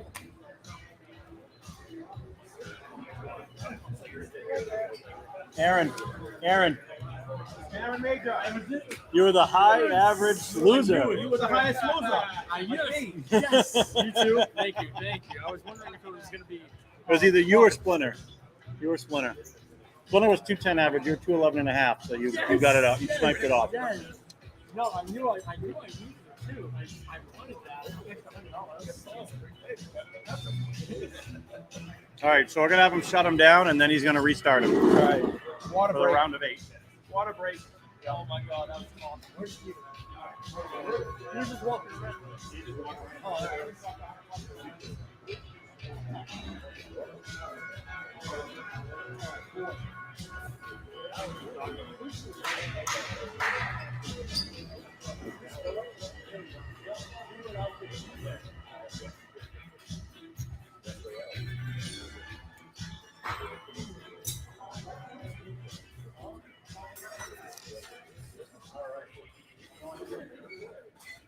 So 1A is not off. 3A, 24, 1.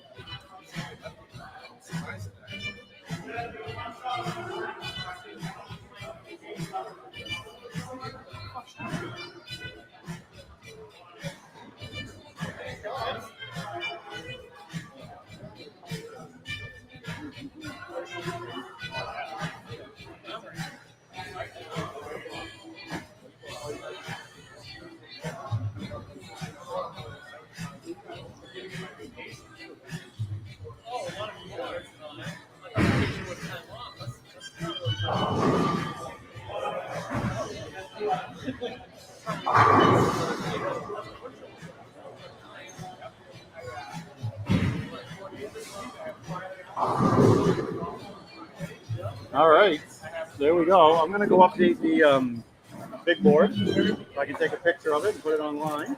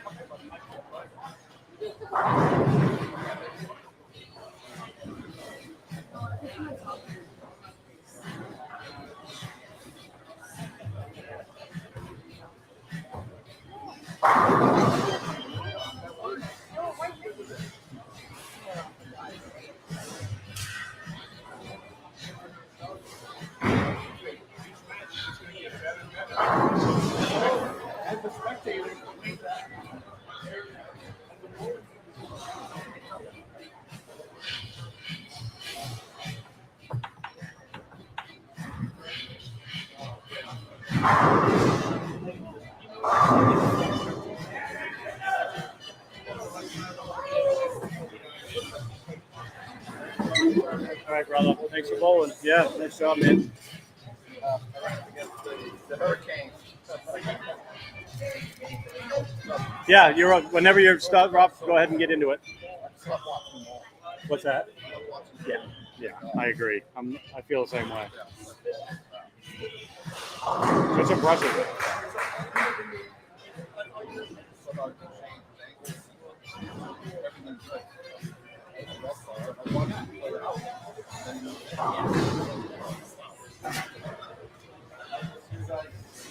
All right, brother. Have a good summer. All right, so we are into the round of 8, folks. Got some great matchups. Nutsauce against Griswold on 1 and 2. Ian Fitzpatrick against JQ Bebe on 3 and 4. Stephen Major against El Nino on 5 and 6. And McMunroy's Heart Toast against Buck Ripcord on 7 and 8. And Bucky is battling a ripped open thumb, and that'll be interesting to see how that plays out as he moves on. He was over there trying to get it patched up. So he looks like he's in a little bit of pain right now. So.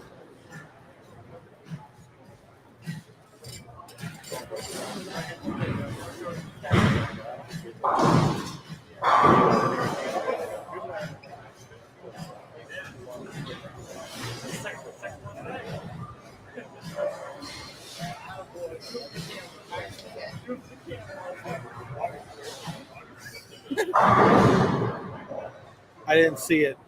I heard it. I was on here, and I fucking double balanced if I went this way. Why are we listening to the same song?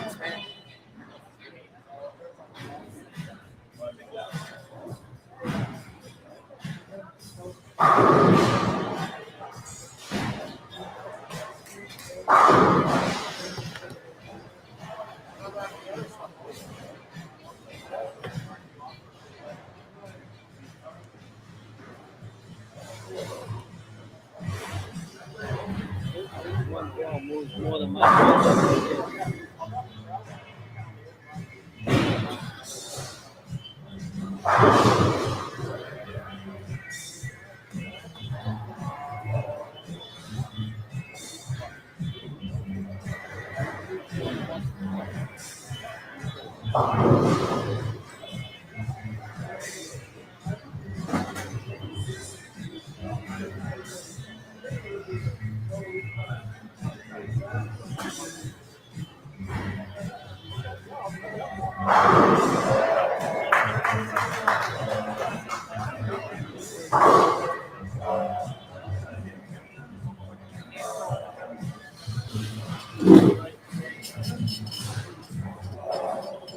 All right. We have any predictions here, Grinder? Who do you think might move on from this round?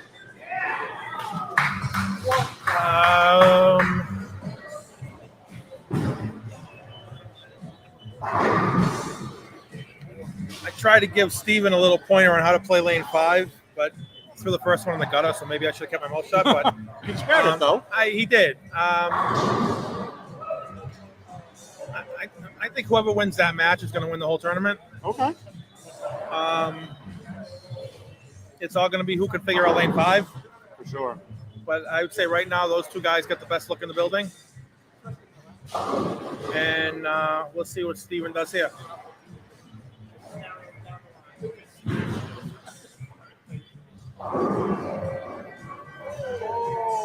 Cave in the 210 for a strike. Looks good on the scoreboard. Looks great. But... Looks great.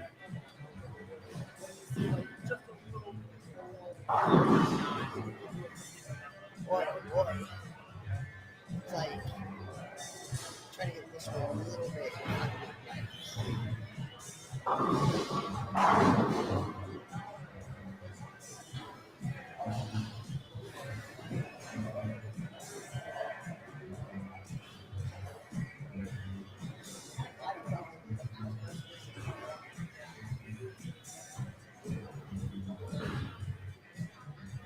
So we got 1 lefty and 7 righties left, correct? Sounds right. And of the righties, there is only 1 two-hander. Is that correct? I think so. 1 Yes. female, 1 two-hander, 1 lefty. I mean, I feel like we got a good smattering of styles. We got some, some tweeners, some strokers, a little bit of like El Nino, more of a power player.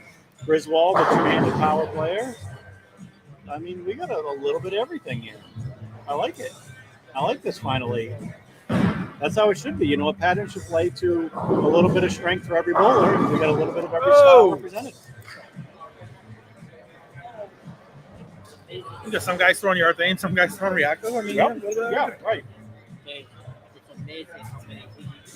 It keeps the same. Yeah, incredible. Let's see what happens here, folks. El Nino trying to jump out to an early 20-pin lead. Oh, I've finished just a pin late fire, like just a pin. A wrap 10. I'll tell you, I like Griswold's look. That kid has got a nice look right now on the lane. He threw an errant shot in the first frame, but since then he has absolutely just aced every ball. And Ian playing it right up 5 on 3 and 4. Ooh. The old 9-pin.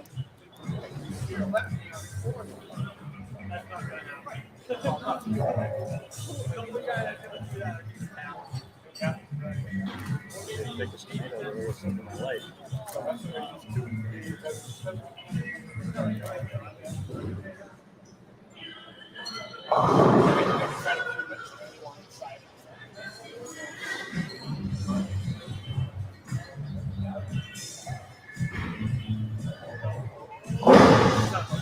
Never in doubt. Never.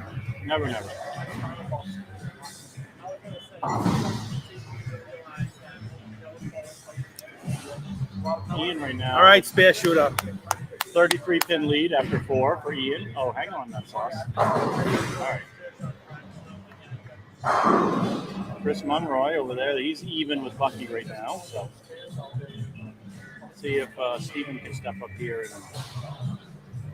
do something here on lane 6. Looks like he's using a phase 2. Oh, come on. Nope.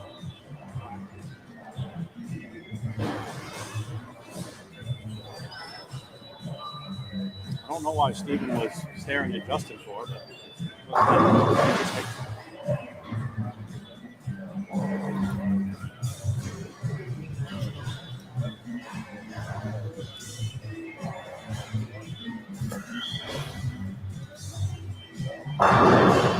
Oh, maybe because they went at the same time. I don't know. I didn't even notice it. It didn't look like anything out of the normal, but I could be wrong. So right now, Stephen down 10 pins to Arturo, and Justin down 33 to Ian. And it looks like Bucky and McMunroy are going to try a Guts 200 game over there with 2 of them.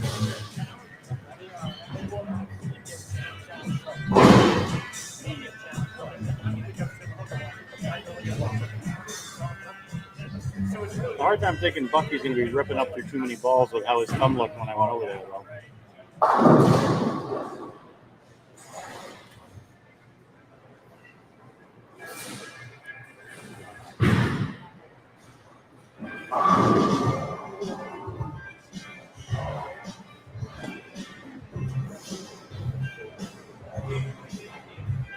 So I was getting a word from Hexy about if anyone was hanging out here. The roof opened at 3, and actually Primo Cubano is playing at 6 o'clock tonight. So if anyone's still here hanging out, we finish up the tournament, go check out the show on the roof.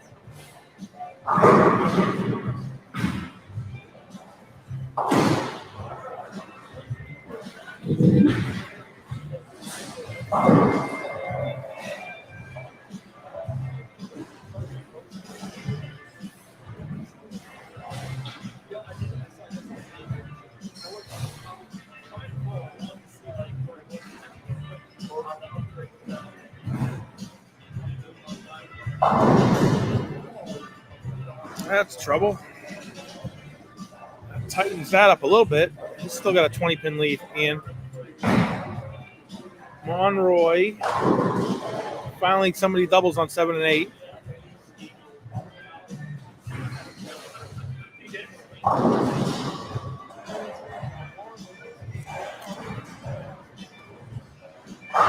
Oh, wow. Got that snap that time I got on that one.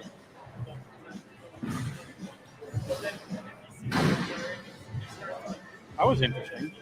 Instead of going for the 2, he was going for the 1 on the right and got 0. So Ian right now with an 18-pin lead still, but ooh, Griswold giving that one a run.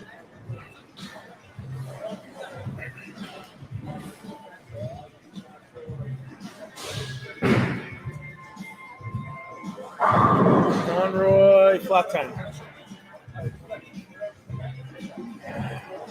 All right, let's see what Arturo does on the tricky lane 5 here. That was left. That looked good. That wasn't, he didn't play around with that sensitive gutter. Kind of kept it just a hair tighter. Looked great. Oh, nut sauce mixing them up. So she's trying to claw her way back in this match. She strikes here, she can get back within 9. Boy, Ian gets up the back of it so good. I was, holding on that pair with him. Here's his thumb hole, and there's his oil line right on top of it. He is right under it. Pulled the over on the doubles with him recently in NEBA. Mm-hmm. We didn't make the cut, but it wasn't because of him. Let's put it that way. I definitely didn't hold up my end of the bargain that day. That's how doubles can be sometimes. You just never know, It's sometimes one guy has it and the other one doesn't. Or sometimes you both have it. Sometimes I shot like maybe 80 or 90 over, and he shot 180 or 190 over, and the cut was like 310. We missed by like 30, and I just could have gave him a little more, and I didn't. But that's quite the cut number. Yeah, that was. They were pretty easy.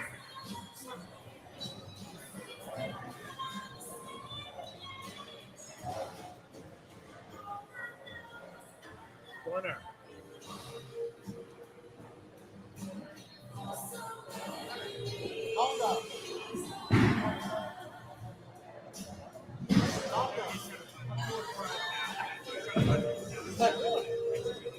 Wow, did he just throw that one? That was a tight 17 on that one for Quinones. Bucky shredding the rack over there. He's just doing his thing. The 11-pin lead now, so. I know. I heard he had a close match in the first round. He almost got knocked out. Yeah. And then I remember saying to somebody, he'll probably win the whole thing now. So. Well, you might not be wrong. Wow. Oh, did that thing peel? Yep. Uh-oh, that's a 7-0. Give Big Grill a new name. That hurts.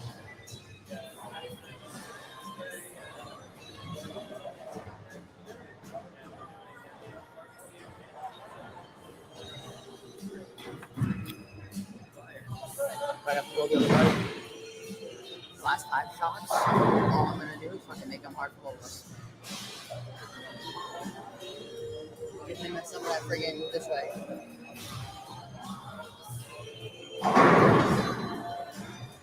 Way to get the 5 out.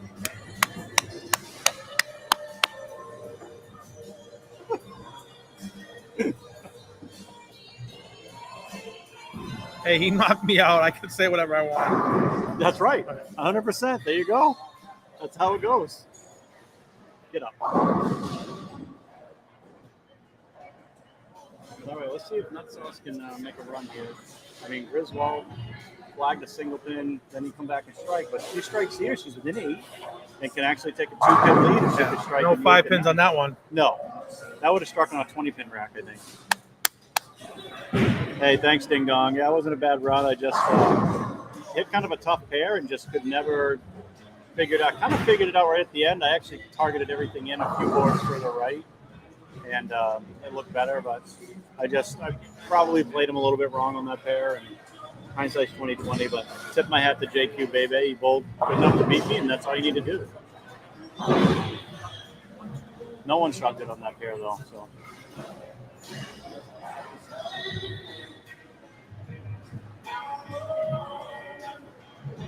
Well, they say there's no defense in bowling, but I have a feeling Steven's trying to play a little defense here right now because he's throwing a mix. I see that. And I think he's maybe trying to change the pattern a little bit and create some kind of hang spot for Arturo because trying to stretch it through that zone. Like, guessing that's not his plan for game 2, but I would be more worried about trying to get lined up myself than trying to spook the other guy, but we'll see what happens. But I'm guessing that's what his plan is. Yeah, try and. I think you're onto something for sure. Hey, Aaron says, I hope you're into some traffic. Get out of here. Oh, that was a good shot by Mallory. So right now she's down 11. Down 11. Not out of that match because Griswold's had all kinds of problems the last couple frames. So, you know, she's 3 hours and 10 minutes for me. 154. 3:10 for me. So it must be all south of Boston then. Wow, what a great shot by JQ right there. A little bit of loft, got the ball to slow down a little through the middle part of the lane. All right, so Nutsauce makes a spare. She's going to force Griswold to at least show up here the last 2 frames. So. And then on 7 and 8, we got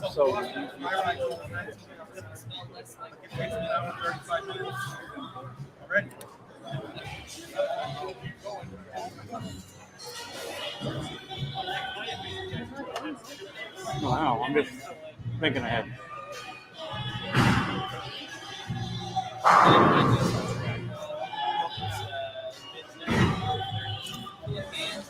So JQ with a nice shot there.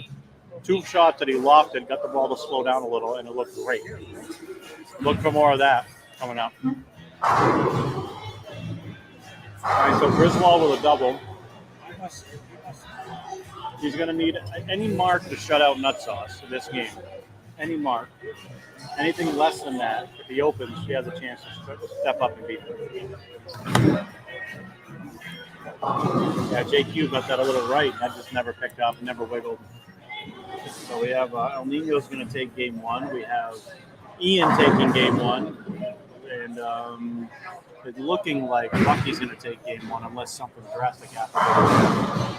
Not that McMunroy's not bowling bad. I mean, he could shoot 230 and possibly lose by 30 or 40. That's game not over, though. Not a bad idea. Bucky has a bad night. That game's not over. There's El Nino just keeling it. Why is he not using it? Huh? Now he's probably trying to get lined up. Oh, that easily could have been a 210 for Griswold. He got the 10 out late on that. That was close to danger. So Steven, boy, that checked up hard, man. And I see Ian giving Resin a look here. It looks like an archetype with some surface. Yeah, he's going to go possibly the back 6 to get to 233.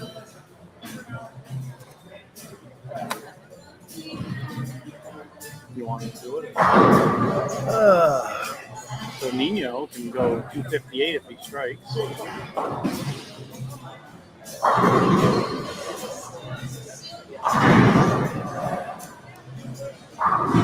All right, so 233 for Ian. He's going to win game 1 to 165. They will go on to game 2. So, we have Stephen Major in the books with 154. He's going to lose game 1 to El Nino.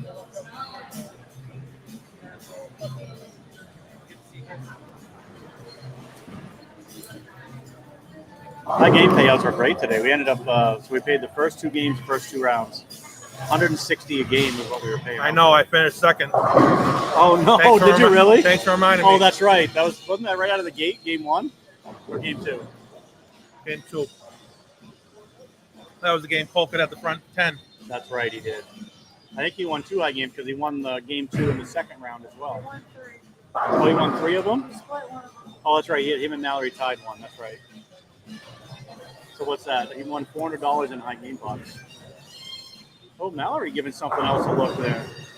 Yeah, that was the game I had that Stone 8. Oh, that's I right. shot Oh, dude, that 259. was brutal. That was a brutal Stone 8. And I looked on this side, and the only one that could beat me was Arturo. And I was about to go look on the other side, and somebody said, "Don't bother, Coca's got the front 10." I'm like, "Oh, all right." And I said, "Maybe they're paying 2 spots," and then I found out you weren't. So Yeah. that was the end of that. That was the end of that. Ooh, wow. I can't believe you got that. I thought that was going to chunk the head pin off and end up getting the spare. looks like Mallory picked up something with a ton of surface on it, and it really did not continue through the pins. That was a very flat 10. El Nino starting out game 2, tripping the 4.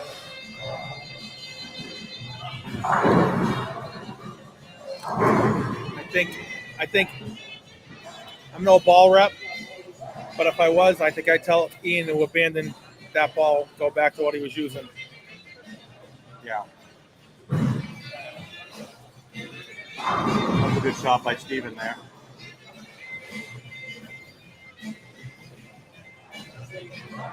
We'll see what Nutsoft does on her field. I wonder if she'll try something else, or if she's gonna. That one that had a lot of surface on it, it just looked like it rolled up and just rolled forward so fast. Unless she tries to maybe catch a little bit more oil, get away from that edge. Looks like she's staying with that once she changed to see what happens here. See, she shimmed in a little bit. I looked a little further left. All right, so that was better. That was better. So 199 to 181 for Griswold there on the win.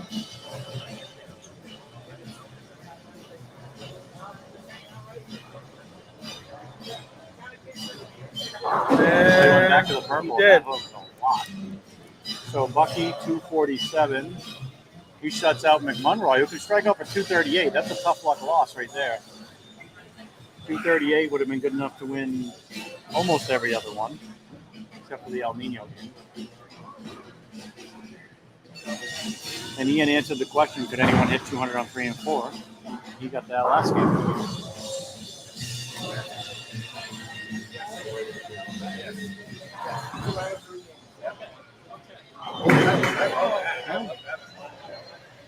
Especially when it gets to those game 3 eliminations.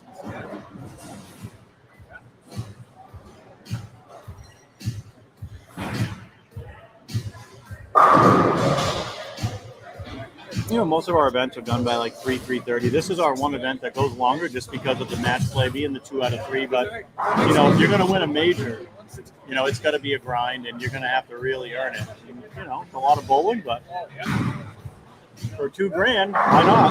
Yeah, once you're out of the game, the rest of the game doesn't matter. You gotta find something for them. This will conclude our 2022-2023 season. The new season starts in September. So McMunroy ends with a 226. So Buck wins game 1. So they're all set, ready for game 2. Which means everyone will be in game 2 at this point. So we are ready to go.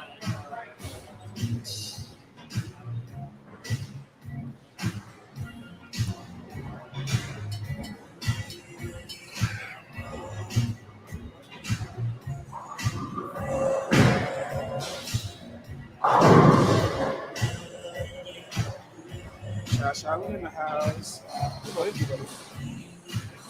I lost in the round of 16. Justin, April, I didn't bowl very good.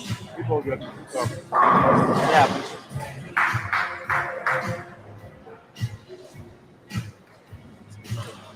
Yeah, very good.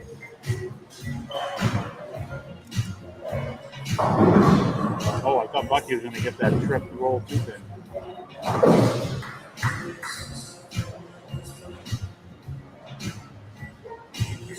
Question is, can anyone force a game 3?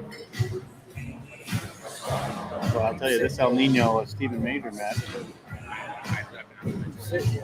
El Nino, whoa, way out on that one. Way out on that one.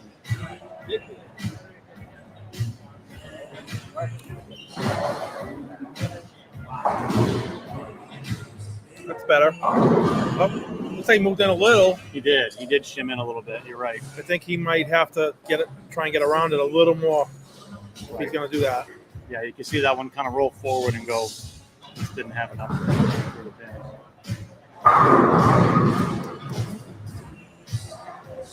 Griswold and Nutsoft tied after 2, both with 2 strikes. Stephen Major now with a 9 count. Down 11 to El Nino. Uh-oh. Oh, you're right. I thought the same thing. Uh-oh. That was a stranger danger.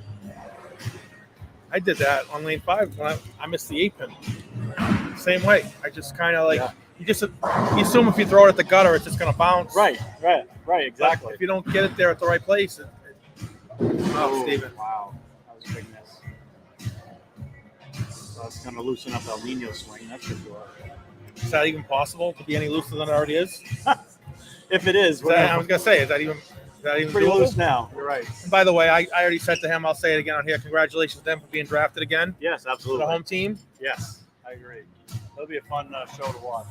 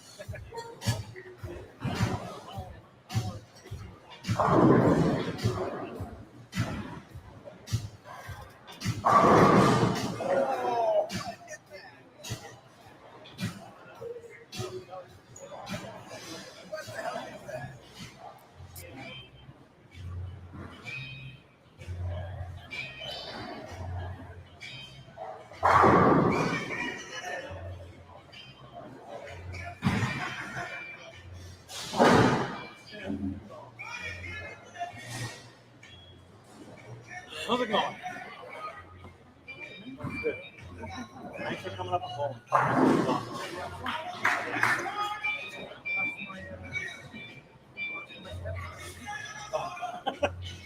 There you go.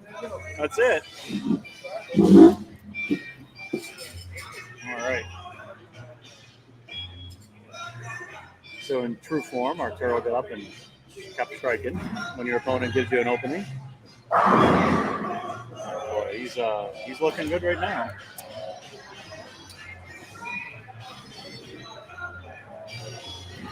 I don't think Steven's trick worked. No. Maybe they're right. Maybe there is no defense in bowling. Do you know what Arturo's using? I can't tell. I mean, it looks like it's got some red and blue. Like I was going to say phase 2, but no, I don't think it is. It looks like he uses more ASIMs a lot of times. So I looked at it earlier when I was bowling next to him.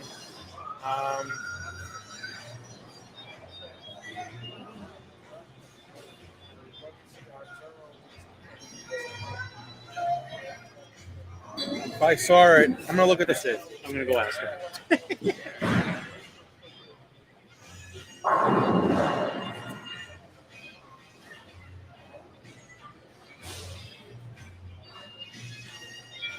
All right. So he's using 2 different balls. So it is on the right lane. He's using the night road. On the left lane, it is a phase 2. Oh, really? Okay. Yeah, the night road is the one I saw him throwing earlier. Yeah, and that one definitely gives him more of that hockey stick look. And it makes sense that the phase 2 compared to the night road would give him a little bit smoother reaction. That's a great move. I mean, that's what true champions do, right? They see the lanes playing different. And to be,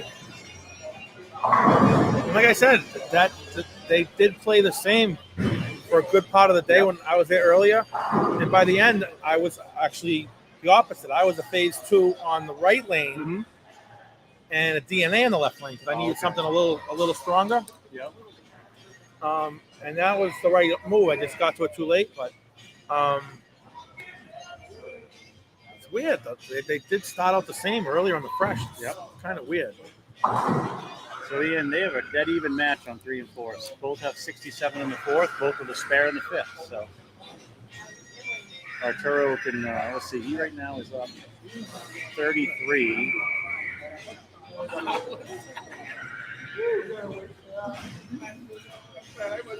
Wow, did that thing peel down there?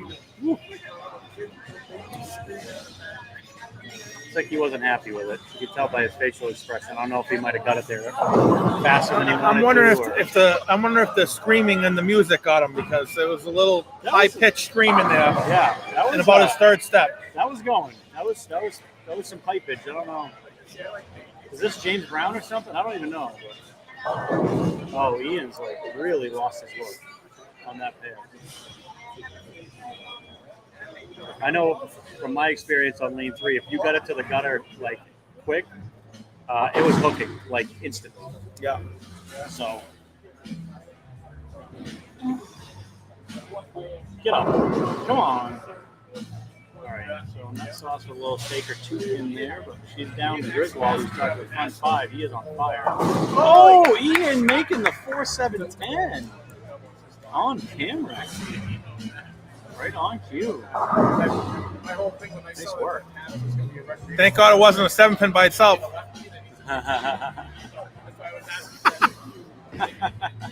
You can make that, but you can't make the 7-pin by itself.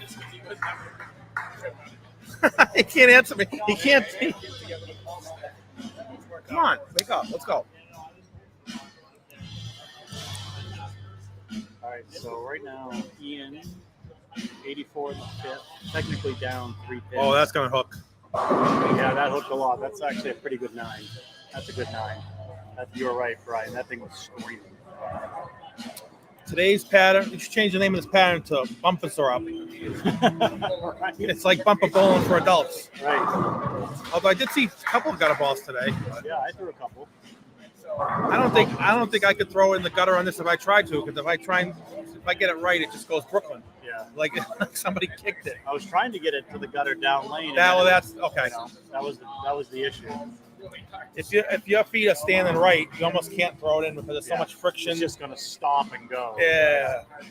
But if you're swinging it there, it can go in because the ball's already speeding up from the oil, on the front of the lane. But like, I couldn't throw it in on this pattern if I tried. Like, I'd throw it in on the air. Like just launch it. Just even it. So JQ makes his pair, 1-pin lead through 6. That's a battle of attrition this game right now. It's like, who's going to leave the more makeable spares? Oh my boy, God. He needed that. He absolutely had to have that one. That would have really closed that gap. So Steven will be down 22 right now. Oh. Ouch. There's one you don't see every day. Yeah, I mean, it's like a combination. Usually see that with the 4-pin, or you see it without the 9. Right. Like that's a weird. It's weird to have the Durbin and then just the 7-pin. Yeah. It's odd. I agree.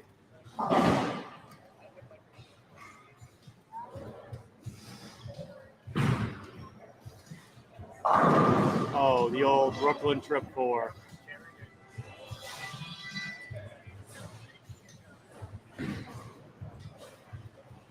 Ooh, that's a good 4 on that, though. Good 5-4, actually. So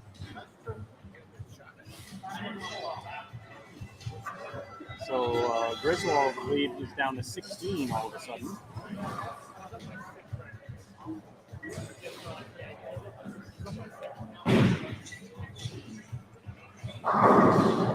Chris Monroy battling back against Bucky. No quitting that guy. No doubt. Boy, that one, so you can see he's either in that highlight show type of realm right now. If he tries to get a little closer to the gutter and stand on it, it just hooks. And if he tries to get around it, it kind of wiggles on him and doesn't really want to go. Yeah. He actually, now second guessing myself, he might have actually had the right idea going to reactive, but maybe not the right reactive ball he tried. Yeah. Because it looks like he might need to move in and feed it, getting around. And feed it left. Yep. That's the because look being on top of it, being on top of it's too early, and then the purple's not enough. I agree. Going around the corner. I mean, or if he's going to stay with urethane, maybe go to a bigger flaring urethane like an attitude control or something like that. That's still a symmetric, but a lot more differential to get the ball to kind of go on the back a little better for him.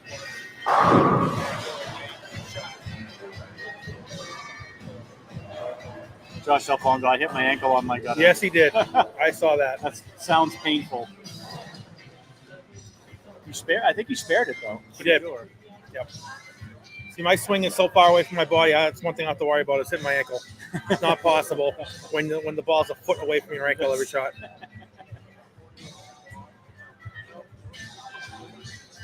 Boy, that sauce can really put the heat back on Griswold with a strike here. Lean on it.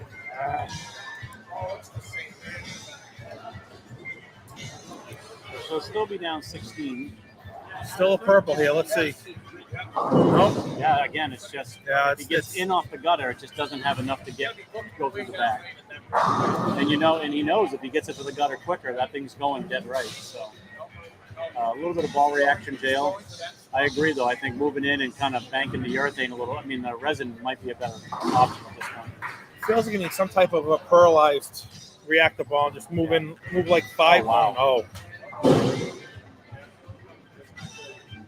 All right, so that puts JQ Bebe in the driver's seat right now for this game. Yeah, it feels like he needs to move about an arrow right and throw a pearl ball at the gutter. Yep. Get it there, 35 feet down the lane. Wrap 10. Oh, Ian's, I don't know what he's doing. Changing his shirt. That might be our first shirt change in a game so far in the tournament. So. Maybe that's his spear shooting shirt. JQ getting the strike. So now he's in command this game. Give him now a 35-pin lead. That one looks like it's most likely heading to 3. Ian.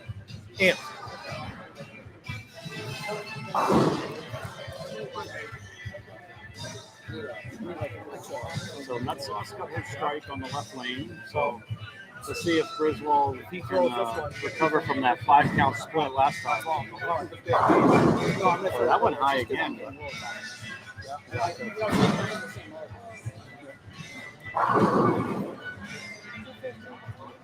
250. Yep. Boy, nice shot there by Steven. Too little, too late. Well, I mean, if he strikes out for 223, he's going to make Arturo get some count, like good count on his first ball. Yeah, like 8 with that fit. But I mean, again, we just saw Griswold go 5 to the nose. So you got to make your opponent show up, hopefully, for him. He's sticking to the chicken. Sit too long. JQ Bebe, this is a big spare. All right. That keeps him with a 21-pin lead over Ian. So, Gasco, I saw you talking to Ian a little bit. So, Jeff said he thinks he needs to slow down with urethane. That's definitely one option, but I kind of don't mind your idea of him moving in and trying to kind of squeeze off a resin. I don't know his bag well enough to tell him, but what I did tell him was if the match is out of wood, don't shoot the spares, just fish around with strike balls. And I would agree with that. He said he's sticking with the purple, so okay. That one, again, it didn't quite make that corner for him. See, there's a mistake right there. Well, I mean, I guess I'm at 50, 180. Well, yeah, he's not out of wood yet, so he could. Okay. Yeah, if he doesn't strike here, then yes, I would say start really playing around. I wonder if he just moves left and just. He's almost out of wood, but not quite out of wood yet. Move left, amp the speed up right on 5-6. Still, he's not. So let's see, 79. Yeah, he's. Yeah, because JQ only needs 5 pins. Yeah. So.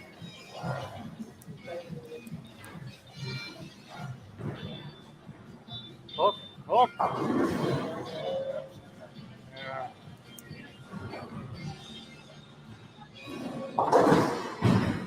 This should be tester ball time. That's what this should be. Well, we'll see what he pulls out. He's coming to the bag.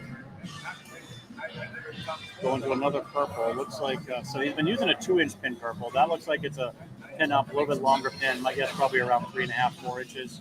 Maybe he's looking for a little bit more on the back, not starting up quite as fast. All right, so we have 221 in the books for Steven Major. So El Nino just needs pin count here.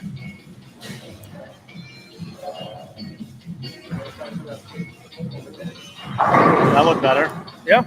Yep, saved a little bit better. Didn't start as fast. So, yep. So that's a good move. So El Nino's going to move on. El Nino.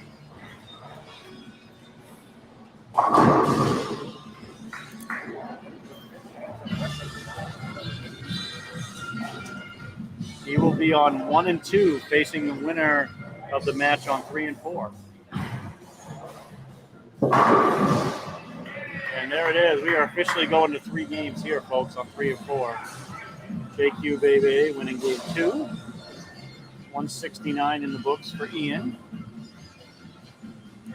And it looks like Griswold is going to take Nut Sauce out right there without that strike. Best you can do is 193. He's at 193 with 2 gutter balls, so he just needs 1 pin and 2 shots. El Nino looking, basically, I think he's just doing a little trial and error here on lane 6 to see what he's got.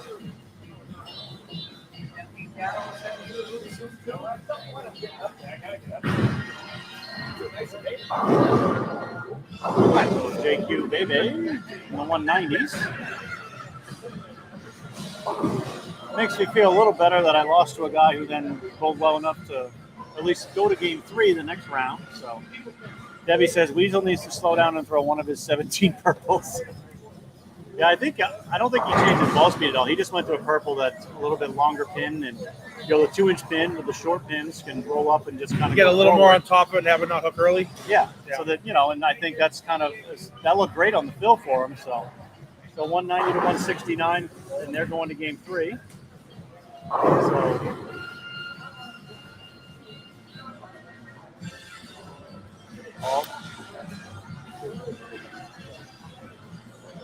I think it's Greg still here.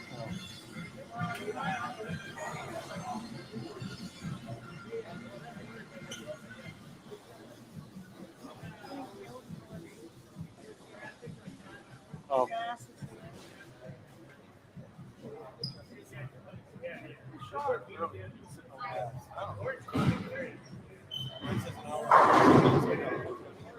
Hey Bass, is it Yoden or is it Greg? It's on. Okay, I just sent him a text then. Okay. All right. He's usually on top of it. What's that? Did he just, for Arturo? I don't know. Good question. Let's see, 248 there for the win. I'll send him down. Yeah, I just texted him. I text you, okay, so yeah. I don't know what he shot. What did he shoot his last game? He just walked through. I saw him. Oh, I don't remember what he shot. It might be. That's a good question. Interesting. All right, we might have had an 800 for 3. No, that would have put him in. No, I don't think he shot in the 290s. He would have needed, because he was 406. Yeah, 506. Yeah, no. So, no, he didn't. But that's impressive, though. It's a good run. What's that?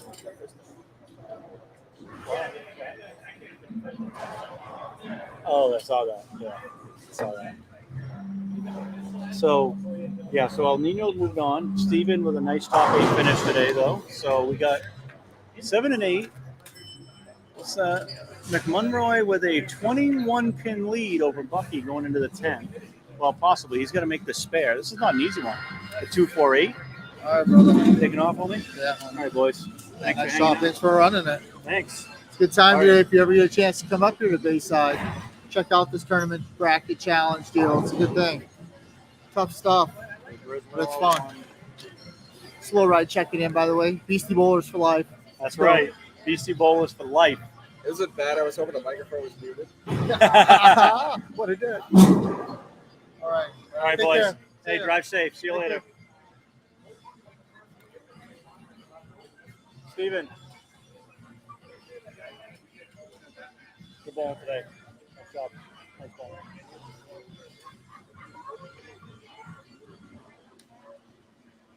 So Steven Major, we paid him out for his top 8 finish. Nut Sauce will get her money here, and we still got a couple matches going on. McMunroy and Bucky. McMunroy looks like he's going to win this one with that spare. Bucky can go 225. McMunroy's going to need a mark. He needs a mark to shut out Bucky. Ooh,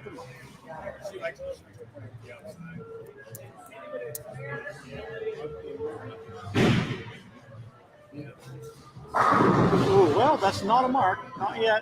So that give him 224 right now. Bucky can shoot 225, so he's got to make the spare to shut out Bucky and force a game 3. JQ kind of missing right again there. Looks like he wasn't too happy with it.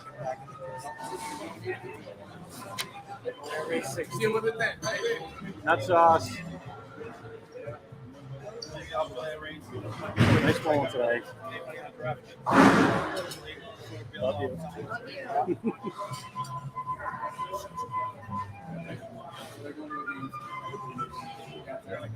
All right, we're setting up an epic semifinals here, folks. We already got El Nino in the books, Griswold in the books, but they don't have opponents yet. Who's it going to be? Ian right now went to that other purple, longer pin. Looks pretty good for him. Strikes in the first frame. See what he can do here on lane 4. This lane can be pretty tricky. There it is. So he's found it now. And McMunroy made the spare, and he strikes. They are going to game 3. So, yeah, we still got a little bit of business to do here. Sunday sounds like it's really long.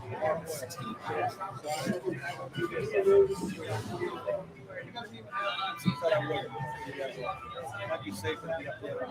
Talk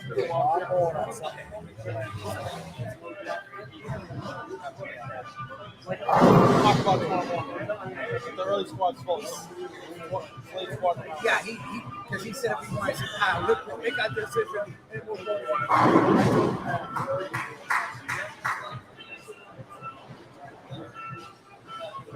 He said he was going to put it out tonight.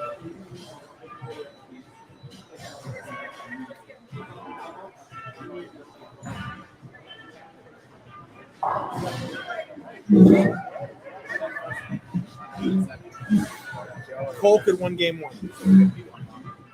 Yep. All right, Steven. Good run.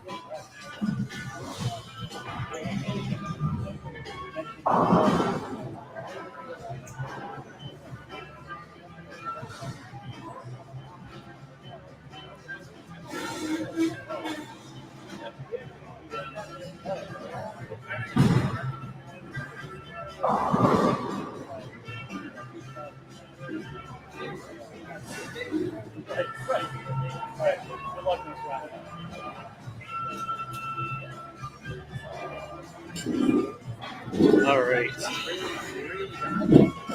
Oh, yeah? So, after making that ball change, Ian looks really good right now. So it's a little bit better shape for the back. It's just not starting as quick, and that just makes all the difference. All right, so game 3 on the other end.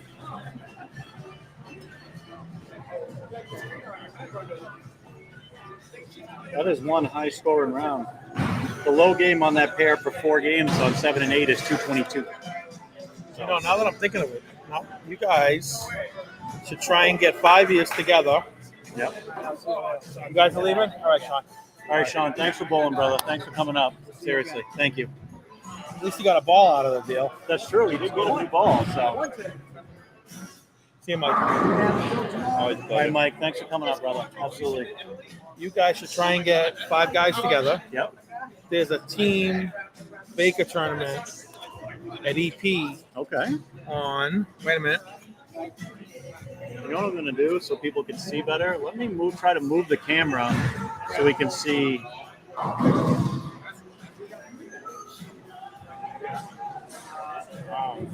You guys got remote controls up here. I gotta actually move it. Well, I gotta move wires and all kinds of well, crazy. I'm going to try to turn this. There we go. So people can see the 2 matches we got going on here.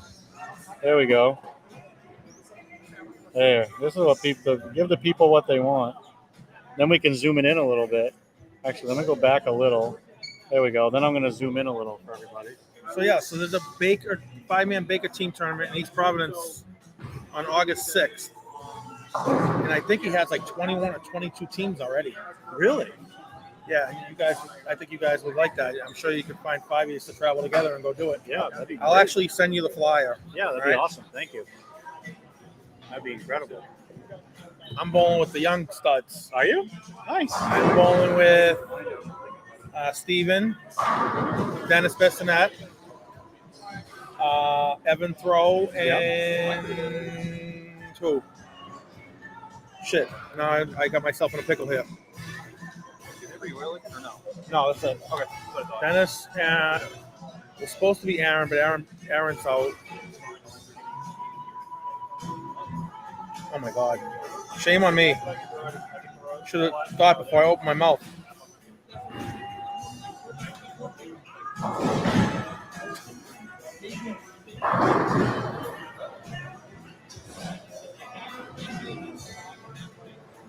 We should have this round done right around 5 o'clock. I think we'll probably be here till about 6:30 or so.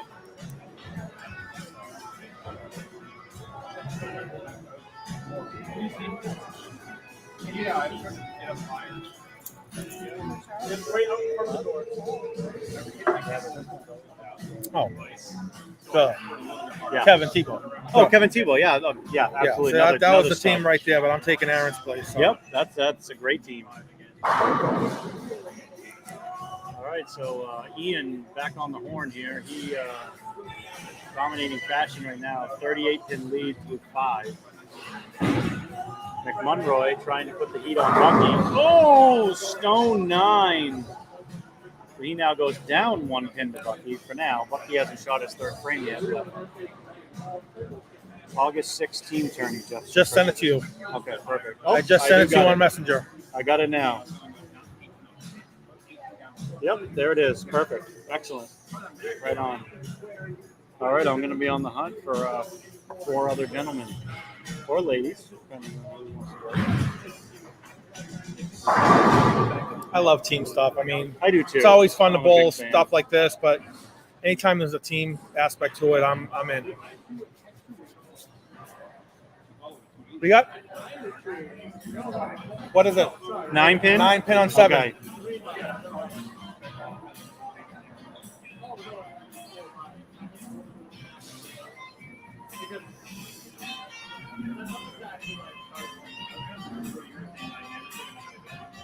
All right.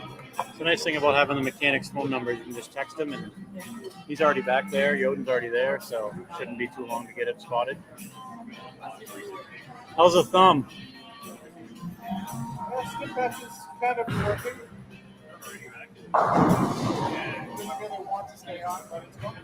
It has no choice.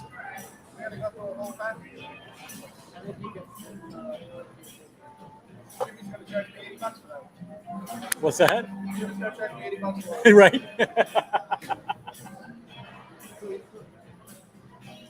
All right, so we're just waiting for the 9 pin on lane 7. Meanwhile, Ian can put a major hurting on this match if he can step up and throw a couple of strikes here. Oh, I agree. It's already up by 38. He can almost put this to bed right here if he can throw a double.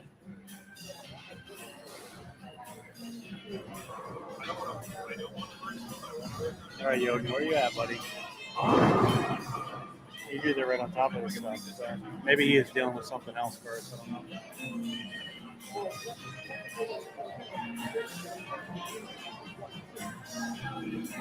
Oh, here he comes.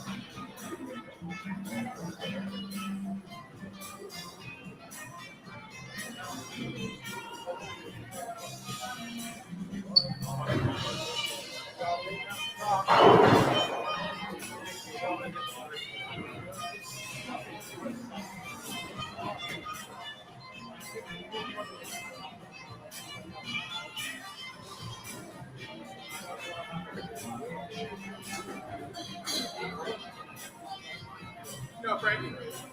Somebody get 7. Yeah, I text Yoden already, and I just flagged him down. So I see. I can see him actually. Yeah.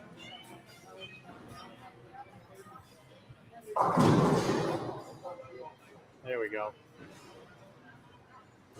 I just sent him into 20 for something. Oh yeah, I kind of figured he was probably doing something else. So yeah. Hey, $2 Phil coming into the live stream. All right, how was the PBA regional, Phil? Great coverage, by the way, of the PBA LBC by you. Wonderful job through that whole event. Got to watch a bunch of it, and boy, you always do top-notch work, my friend. So hope all is well with you as well, my friend. Thank you for checking in. Josh Delfonso, I'd be interested. Yeah, I mean, let's see if we can figure it out and get a bunch of guys together and get a team up. It'd be a fun event. I agree, Jeff. $2 Phil is awesome, man. We had such a good time working with him up here for the Hungus 8K. Really good dude. Really fun. Phil Barlow checking in. Just finished up with the cool. regional. So. Nice. And we had so much fun working with him. Him and his wife just have a top-notch organization. They do it great. Oh my God! I thought our equipment was good for Niebuhr, and then I Yeah. saw what his setup is, and I'm like, oh, we're like not even in the minor leagues. We're like below that. That's how I feel too, my friend.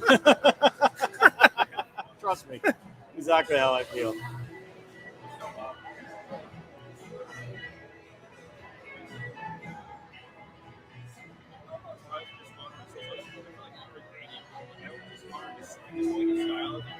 Levi, we're already in Connecticut on August 5th. Oh, okay. What's that? I'm guessing probably a youth tournament, probably for Brooke.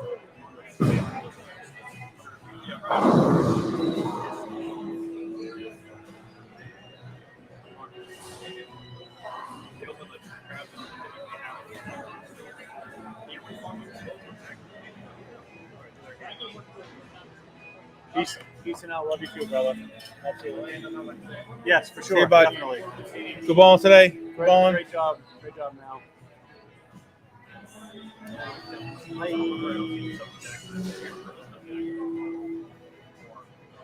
Yeah, Adam, I hope it is too, man.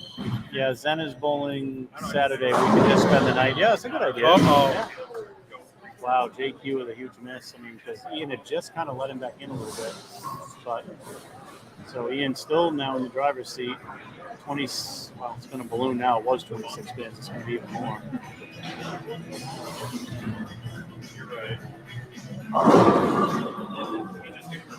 Should we hire a bodyguard for Justin's back window in his car? Just in case. So I had a meme already for him, and I wasn't sure if he would take it the right way or not. We were laughing about it. He goes, "You should have sent it to me." When I told him he got in, because originally he was on the waiting list. I said, "You got in?" He goes, "Cool, thanks." And I had a meme of a Safe Flight guy with his thumbs up. But he goes, "You should have sent it to me. That would have been great."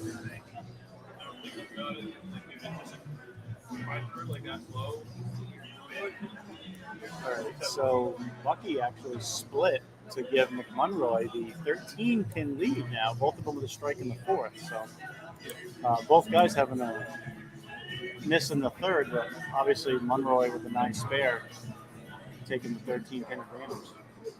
As Ian in the driver's seat, 37-pin lead. That one actually got a little right on that purple, and it never wiggled. If you don't get to the friction at all, it'll just go forever. Yep. It's just go forever. As I said to you in practice, there might be 35 mils out there, but none of them are on the gutter. That's but if you don't get it to the gutter, you can definitely get the ball to hang. Yes, you can. No, it's okay. I'm going to keep picking at it. I'll just keep it. Thank you. All right, so Ian, so basically JQ could strike out for 178. Ian just needs pin count in the 10th, and that's given JQ striking out. If he doesn't strike out, the match is already over. So, but a great run either way, no matter what. So McMunroy getting his spare, but Bucky can cut the lead to 3 with a strike. Oh, and it doesn't go.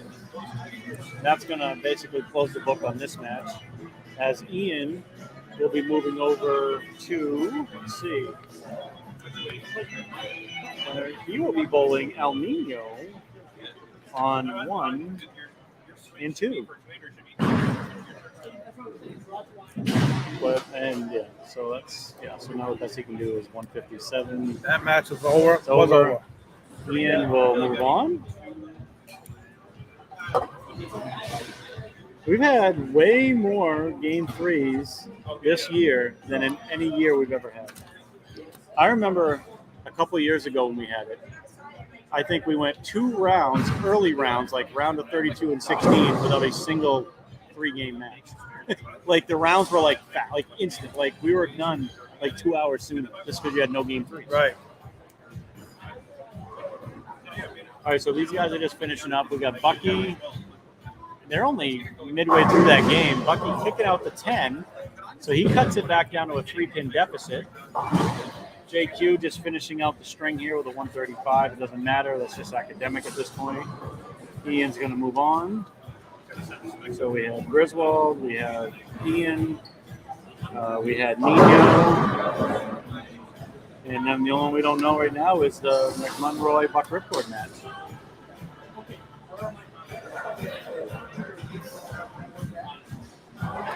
Boy, I'll tell you, Ding Dong, we were talking this morning, and I can't believe, Brooke is bowling a lot, and all the kids are. I mean, there's a lot of stuff kind of jam-packed into a short period of time for them. I just want to make sure your spans are good on your equipment because, although Jeff, I guess for Nate, it doesn't really matter, right? There's no thumb to worry about there, but, well, the fingers, you bowl a lot of games, the fingers can be torn up too, so.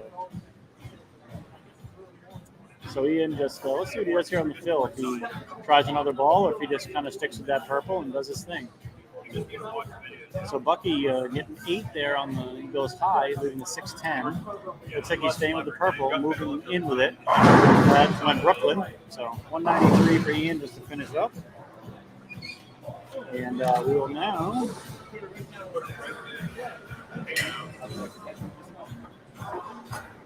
Ian, you're going to 1 and 2. 1 and 2 against Nino. Huh? On 1 and 2? Yeah, I don't know. I always like that pair. It's pretty good. They're pretty. Now that they've leveled them, they're pretty much dead even between the 2 lanes. 1 used to hook a ton more than 2, but not really the case anymore. The bowling voodoo guys did a great job. Nice. I guess. I don't know. Griswold, you're going to 5 and 6. Nice job that round, brother. You're going to bowl the winner of that match. Oh, well, I got to give it to JQ, baby. Got you some money coming your way. Nice ball. Nice job, brother. All right, now we're just waiting to see. Monroe, that was a big strike there because, he has the 5-pin where he can extend it to 15 with a strike in the 7th with a double. Oh, yeah, he threw that great. He knew it, too, right off his hand. You wouldn't like me when I'm angry. Is he going Hulk mode? Full Hulk mode right now? I like it.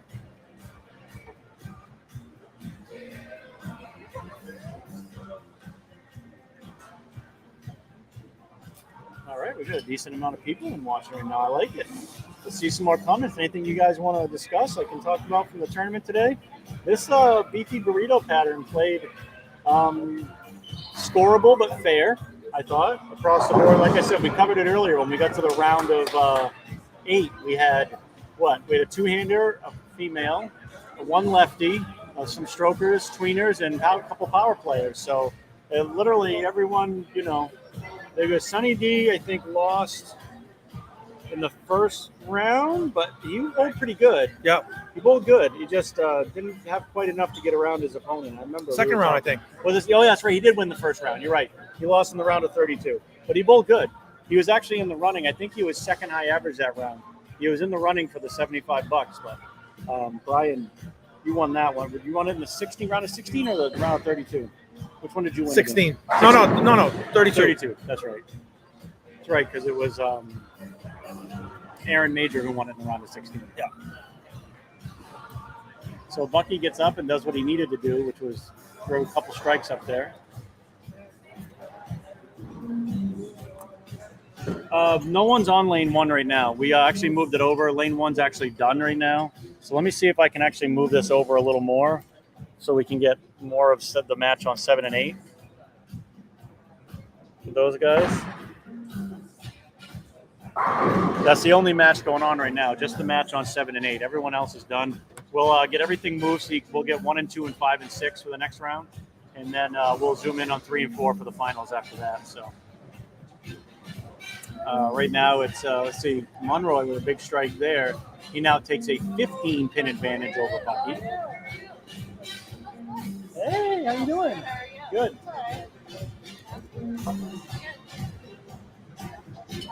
Practicing tonight, or you got any going league practice tonight? What are you going? Oh, you going upstairs for the show? Nice. Yeah. So Ken Monroy extend his lead to 25. This would be huge. He strikes in the ninth. It's going to be pretty tough for Bucky to win this. Because they'll be pacing 230s at that point. I mean, Bucky can still strike out for 244. So, I mean, big shot from Monroy. Big shot. Oh, look at that. The absolute veteran stud that he is, getting that one in the ninth. Oh, Debbie, no problem. Yeah, no worries. Hey, that's what we're here for. Oh yeah, we'll definitely, Debbie, we'll definitely get it on 1 and 2 and 5 and 6 for that for the semifinals for sure.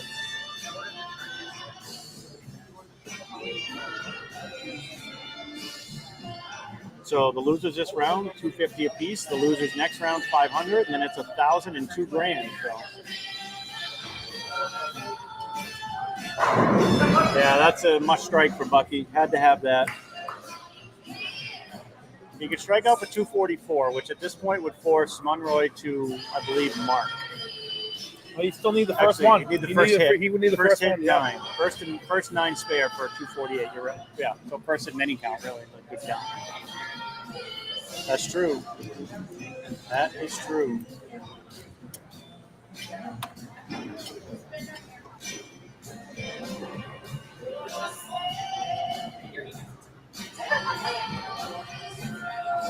So I'm going to go tell Bass that he can shut down 1 through 6 and get them ready for practice, because then at that point that's all we'll need. Okay.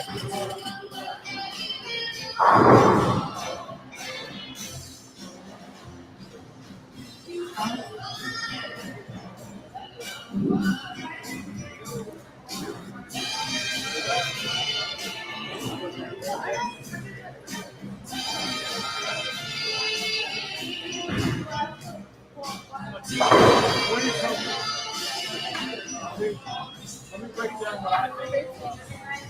What's a good number? I'm gonna yeah.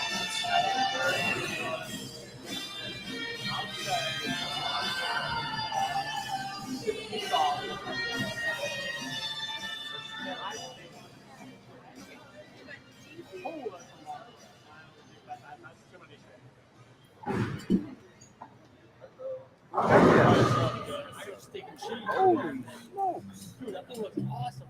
I'm a salesperson. How are you? Dude, all he had to do was order one steak and cheese. I got one. Daryl ordered one. Steak and cheese. Oh, it's so good. Steak looks so good. That is so good. It looks so good.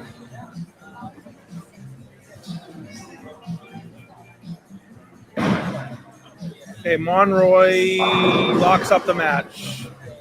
Need any reasonable count there, and that's going to get him in the 240s already, and Buck had 223, so that will wrap up the round of 8. They're going to turn the lanes off and back on for practice. I think they're going to get 1 ball on each lane, and we will be back for the round of 4 shortly. Get the camera straightened out. I think the matches are going to be on 1, 2, and 5 and 6.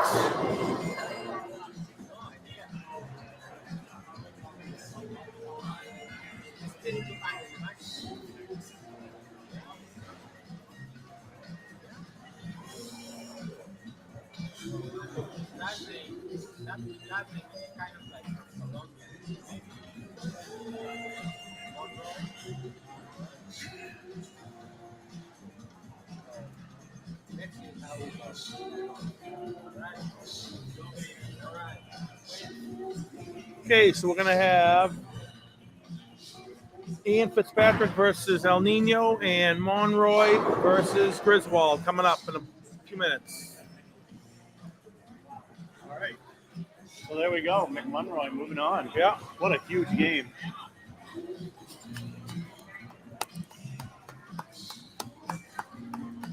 I'll go pay Bucky. I'll go update the board. And Bass is getting the lane set up for 1 through 6 for the practice. So. Oh, I'm sorry. Oh, no. I don't know where my You enjoy it?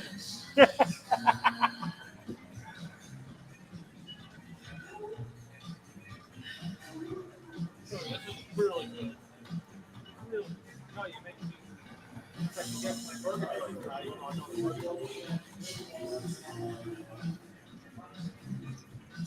Oh, I thought he was I saw the burger, but I feel like He's playing Ian. I already The saw lefty. his big He's got Griswold. This is not for this telecast, but I was just telling Malcolm one of the things we're going to do this year that's different in Poco, because we've been stacking all of our majors at the end. Yeah. I'm going to move King Queen shit to the fall. Oh, okay. So it'll be on the draft. Oh, yeah. So that way, if you're really going to one pattern, you have there's 2 to shoot for. Oh, yeah, I like that a lot. And we're going to change the format a little bit qualifying to be the same. But instead of head-to-head or double any of that, the top 16 that make it, we'll probably do like 3 games and then cut to 8. Oh, nice. Couple Like more a games, cut to 4, and then a semi. And then a semi. Just so you're I not like that. not luck of the draw as much. That's how we're going to be doing it for the Frankie and Ding Dong events this year, the old school MIST format where, if you're 16, 8 to 4, and then your match play. I like my match with Carl. So I do too. That's time perfect. and place. Yeah, I'm going to do that to have something different. You know what I mean for those events. I like it. Yeah, so I think it would be cool. So. All right, Bass, we got them all ready here or what? That's the first 2 rounds for me. My vote was really a 9. When I heard Ronald the first 2 12 to 10, I thought, wow, this is going to be an early loss, early day for him. I feel like if I just got 9 in the football.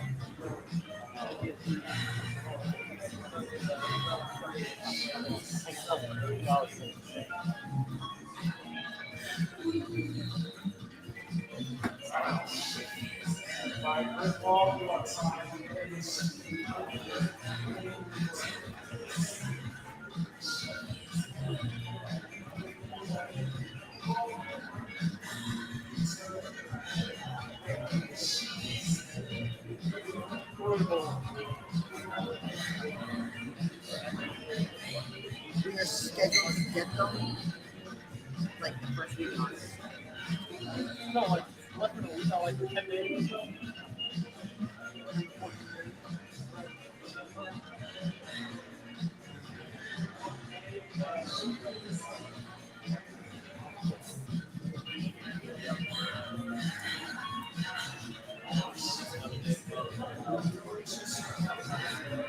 There are 5 colors.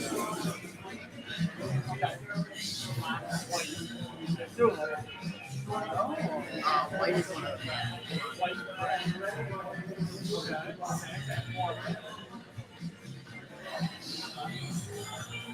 Okay, here we are. Semifinals of the 2023 MIST Match Play Championship. I am your host, Frankie Aberlon, here. So let's get the camera reset so everyone can see what's going on. We're going to move everything where we had it before. Don't mind me. So we only need to focus on 1 through 6 here.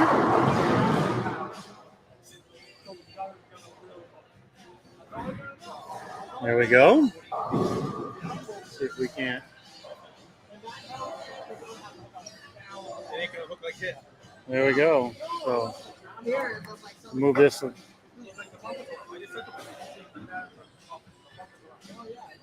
There. You see all the scoreboards now?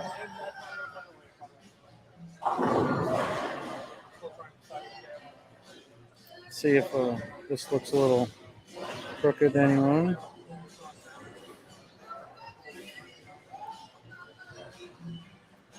So that looks a little better for you guys.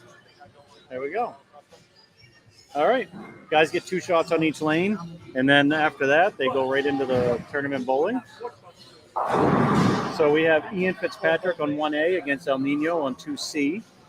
And then on 5 and 6, A is Griswold on lane 5. And on 6 is McMunroy's Burnt Toast at C.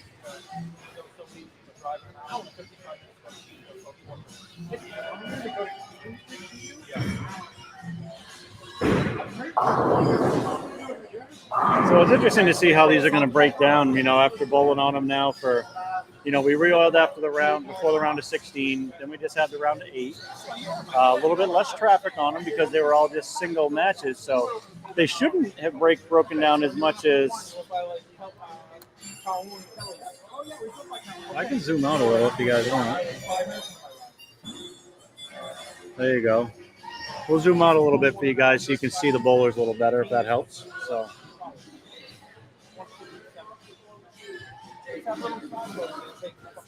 Huh? Two on each. Well, the thing is, you don't have to go that way. You can go 93. Right. And take 1 across. Do that, you get no self-service like the last hour. Like none.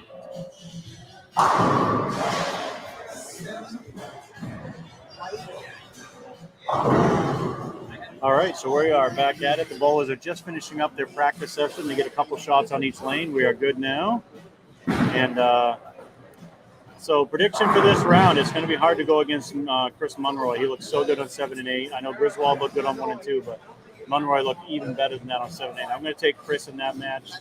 And on the match on 1 and 2, as good as Ian looked early on, I think as the lanes transition, I think that plays a little bit to Arturo's favor. The urethane, as it goes away, Ian might have to look at something else. Question is, how many lefties have bowled on 1 and 2 since they re-oiled?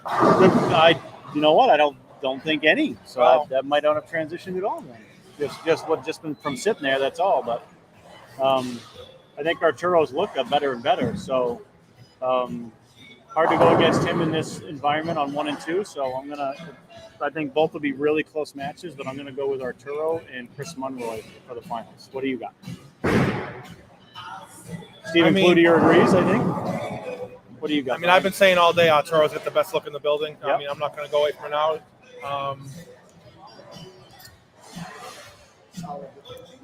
And then honestly, whichever of these guys, neither one of these guys have bowled on 5 and 6 all day. Right. Whichever guy figures out lane 5 faster is going to win. That's accurate. And that's just the way it's going to be. It's 100% accurate.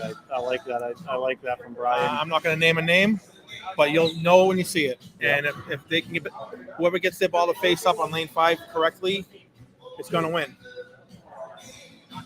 Because that is definitely the trickiest lane on this side. 100%. I agree with that. Again, not as bad as it was before they leveled the lanes, but characteristics are still there. So Debbie says Weasel's going to have trouble. His hip is bothering him. So that's not good to hear when someone's got physical ailments going on. Suck it up. He's young. I'm going to tell him that. I'm going to tell him that. Ryan will tell him. When he gets to be my age, he can complain about being hurt.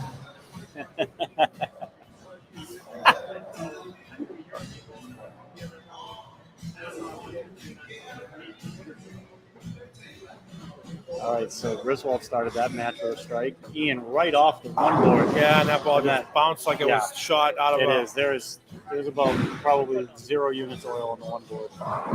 Munroy coming high. 6-9-10 for Chris on lane 6. He told me the story behind the burnt toast thing, which I thought was pretty funny. So Oh, yeah, because he used to try and cook for his kids and Yeah. he couldn't do it. Yeah. Yeah. But no, I'm kidding. I'm only teasing Debbie. I'm just busting because, first of all, he knocked me out of the tournament. And second of all, we bowled the overrun of doubles in Cranston last month, and I definitely let him down, so I feel bad. But I'm teasing. He's hopefully he can fight his way through.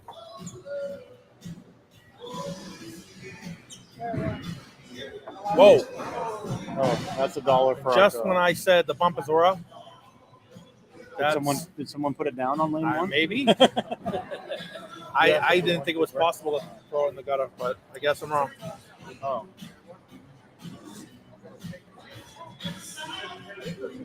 Well, you know, I remember years ago talking to Norm Duke when we were bowling a tournament. He said, if you're playing the gutter and you don't throw 1 or 2 in it, then you're not doing it right. because that means your swing's still loose enough and you're trusting what you're doing out there, and eventually you're going to throw 1 or 2 in there. So you just have to know that and learn to live with it. And as you know, you play the outside a lot, and you're very good at it. So.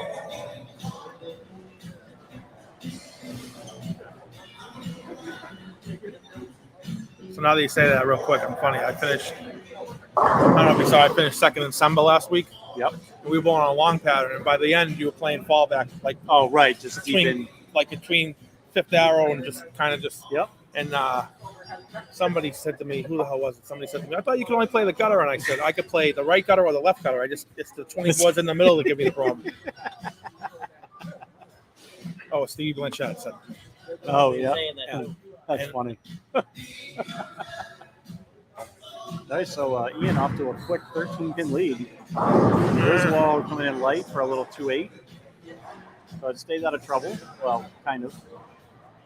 Stays out of a 2-8-10. Yeah, Arturo trusted that one again. I think that second shot, he just kind of got a little grabby with it after the gutter ball. But we all kind of been there. So see how Ian responds. I want to thank everyone for tuning in here. If we close in on that 4-hour mark, we may just have to restart the feed because Facebook, being Facebook, only allows us a 4-hour time limit for our live videos. So it would be real quick. We would just, if we feel like we're close at the end of this round, we'll kill the feed, just start a new one before the championship match. So just to let everyone know, if you're watching and we get near the end of this, that might happen. We're at 3 hours and 7 minutes. I have a pretty strong feeling that we're going to have to start a new feed for the championship match. Especially if this round goes 3 games. Yeah. So I had 3 plans today. Yes, sir. One was to bowl really good and try and keep bowling all day. Yep. My second one was if I got knocked out in the first round, I was going to go to a Sea Dogs game. Okay. Trevor Story was rehabbing today. Oh, that's right. And wasn't there someone else too? He pitched yesterday. It was Kluber. Yeah. Pitched yesterday, Right. but I've never been there. I would just went for a little while, hung or whatever. Yeah. And then my third plan was to blast home and go see the Mets at Fenway. Oh, yeah. And none of them came true, and I'm here with you. Well, I'm glad you are because I have a great time hanging out with you, Brian. So I had 3 plans today, and they all fell through. It was Plan D. Well, we were talking, I don't know, they might have overheard us. Like somebody said there was a big accident for us going home, and it was like over 3 hours. I was kind of hurt a little bit. So I said, you know what, I'm better off just staying here at this point anyway, as long as I can and not sitting in that mess. So it's only supposed to take me about an hour and 35 minutes to get here. Not bad. But it was like it was saying close to 3 hours at one time. Wow. So, yeah, that's not fun. I was staying at that point. Yep. You might as well. I agree. All right, so Chris Monroy actually figured out lane 5, having a hard time with lane 6 all of a sudden. He went high, made an adjustment, couldn't quite get the 4-pin out. Dude, there's a ball change on lane 2, right? He's throwing a dog. That is correct. He's now in a phase 2. He had the night road in his hand. Whoa. Wow, did that thing shit. Wow. I don't know if, I think the night road might have been the right ball. It's just, the gutter ball just made it, would make any of us. Made him throw the second one bad, right? Right. And then, what is the adage? You never make a move off a bad shot. Oh, I do that all the time. I know. I do too. I do it all the time because I figure I'm going to throw it bad again. Although I will say, since Alex changed my grip, I've been throwing it a lot better. Very good. What did you make for a change? What did you need to do? My pitch and my fingers, I was only like a quarter away, and I went from a quarter to 7/8. Oh, wow. That's a big difference. Well, because look at my fingers don't bend. Yeah, see, that's how I am with this finger. And I was too stupid to ever change my pitch. I never had anybody look at it. I just kept throwing what I would. And what that was causing me, my thumb to lock up on the ball because I was squeezing it. Right. And now I can relax my hand on the ball, and I'm actually getting around it a little better, and not quite as much as a donation as I've been for the last 5 years, but it's getting there. Good. All right. Let's see what Chris Monroy does here. Did that get it out? Wow. That shook the whole left side of the rack. So he's 2 for 2 on lane 5. We have Griswold 2 for 2 on lane 5, and nobody has struck on lane 6. Okay, who would have guessed that? I was wrong again. I mean, lane 5's been the Yeah. challenging lane all day. All day. And there are 3 shots on each. No one's missed lane 5. Ooh, that finish is a pinch late for Arturo, who missed the spare. I didn't even see that. I was watching this one. Yeah, me too. I just looked up and saw that myself. Oh, okay. So he's actually down 25 through 3 right now. Looks like he's stretching out his hamstring. Or... Sure. Well, she said his hip was bothering him. Yeah, for Weasel. But I was just watching. Oh, Arturo. Arturo was He doing. just- I was watching him. Yeah, he was just stretching out his hamstring. It looked like so. There's a strike on lane 6. Hey, look at that. We got a strike on lane 6. Arturo covers the spare nicely, so down 25, and Ian can extend that to 35 if he strikes. Yeah, Cleveland says that's the best place to throw the gutter, first frame. Absolutely. If you're going to throw one, that's the spot. That is the spot.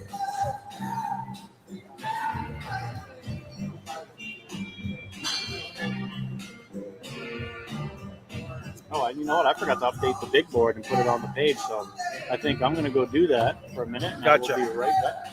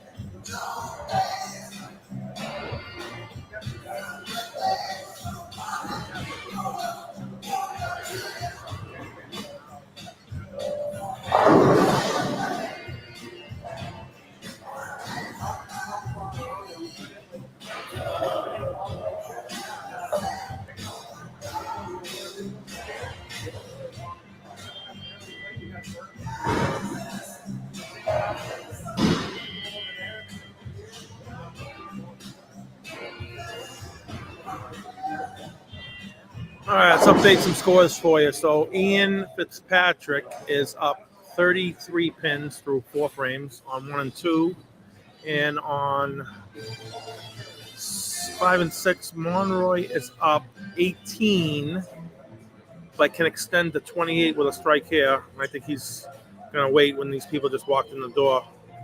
Sometimes you get a little glare from the right there when people come in the front door.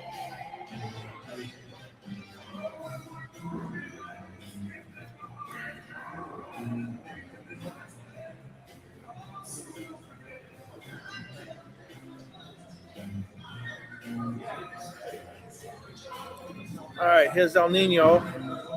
Moved in and tripped the 4.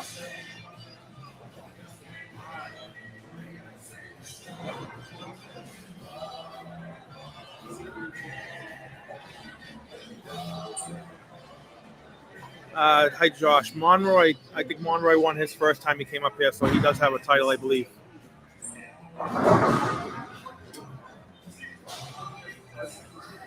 Is that right? Monroy, the only one that has a title out of these guys?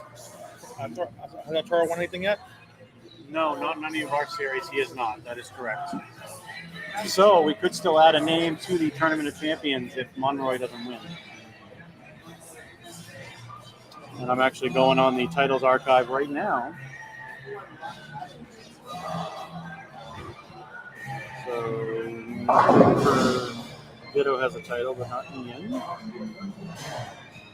Nothing for Arturo.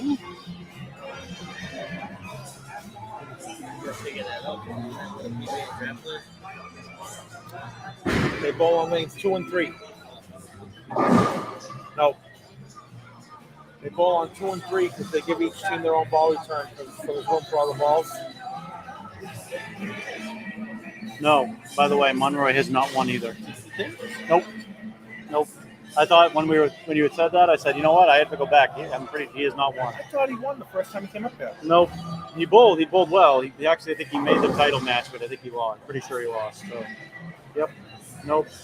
No, my memory's not what it was either. Yes. But the good thing is, so in the M.I.S.T Matchplay tournament, we've never had someone win this tournament twice, and it's going to happen here because no one that's left has won this tournament. So once again, that trend continues of no two-time champions in this event. That's that even shot though. But the other good news is we're going to have an extra bowler in the TOC, no matter what happens.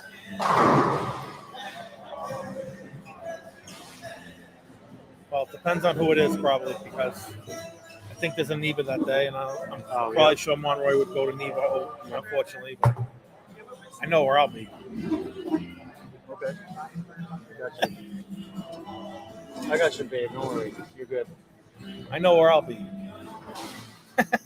Can't speak for everybody else, but I know which one I'm picking.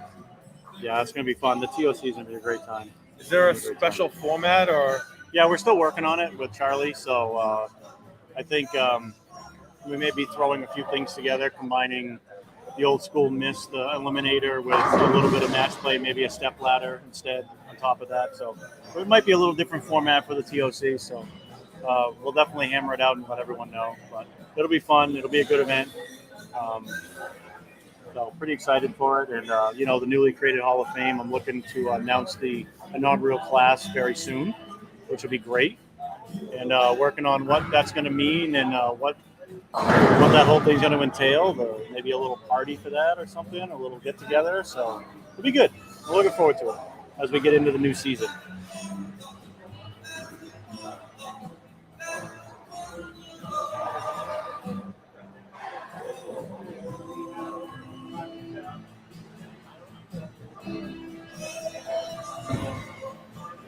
Move right, throw it harder.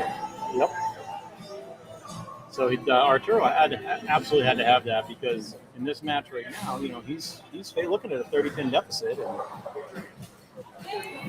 it's now or never for this game. Yeah. But you know what? At this point, even if he doesn't win this game, he's got to get lined up for the next one. Yes, absolutely. Not that you're not trying to still win this game, but more importantly, with the 2 out of 3 format and where the total pins don't matter.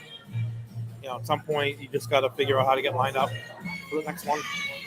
So for Griswold, lane 5 did rear its ugly head last time I see for him. I didn't see the shot, but do you remember what he left?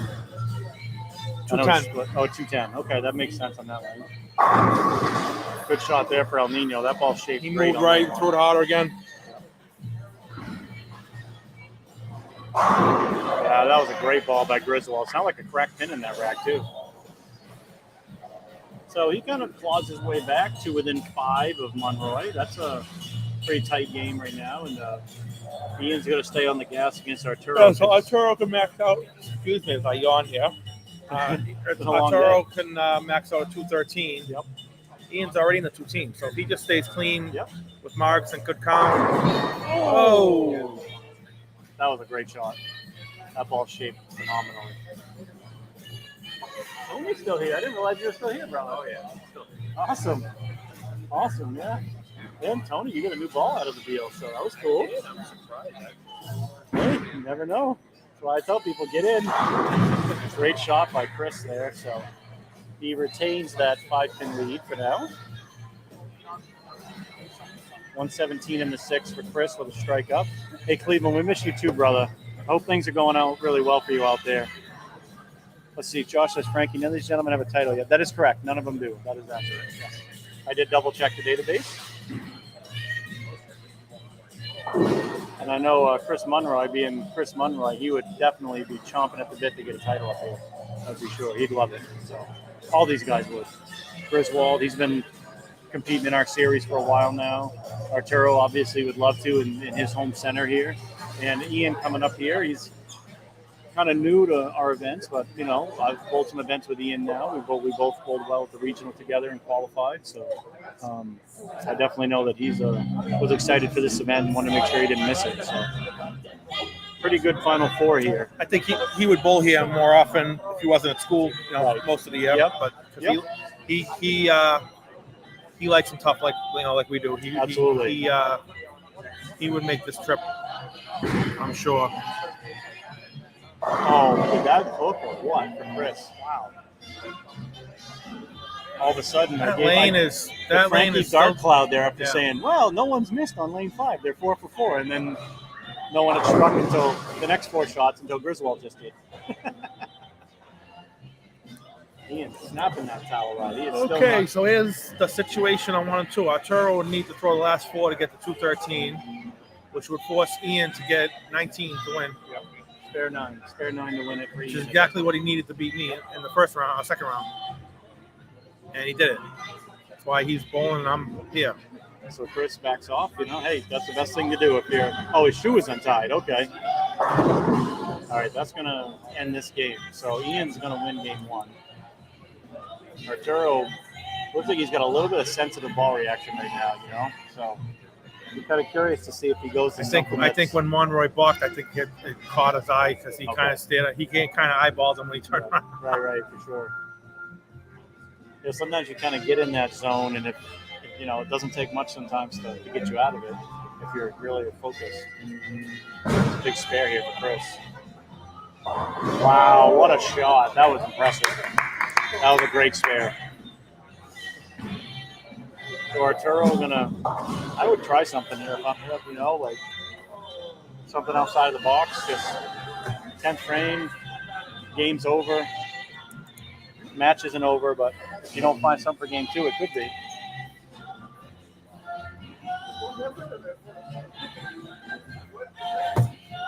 Again, loses this round, get $500 apiece, and then we move on to the big guns next round, $1,000 and $2,000. So.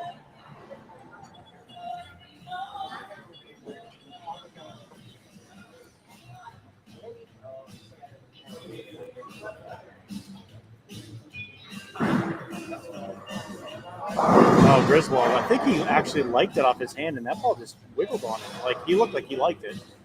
But definitely looked a little quick. 18-24 for him. Just a hair fast. So he's actually going to still be down as long as he makes it 6 pins. So that's basically a game that's within a mark right now.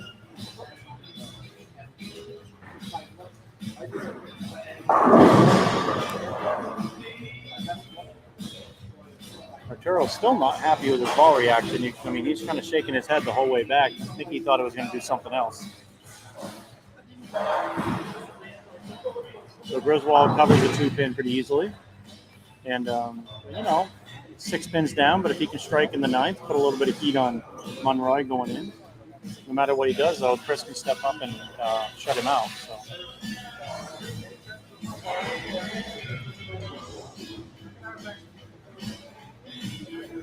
Arturo's using that hustle camo is what he went to. Something a little cleaner. Look good. But not sensitive, being a symmetric, so makes sense.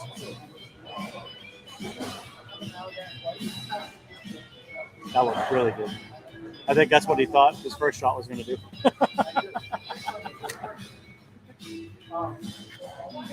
I say Ian shut him out, but Ian, 192 for Arturo. Ian just has to get, 4 pins? 4 pins on the first shot? Yeah, I'll give him 193, so. See what Griswold does.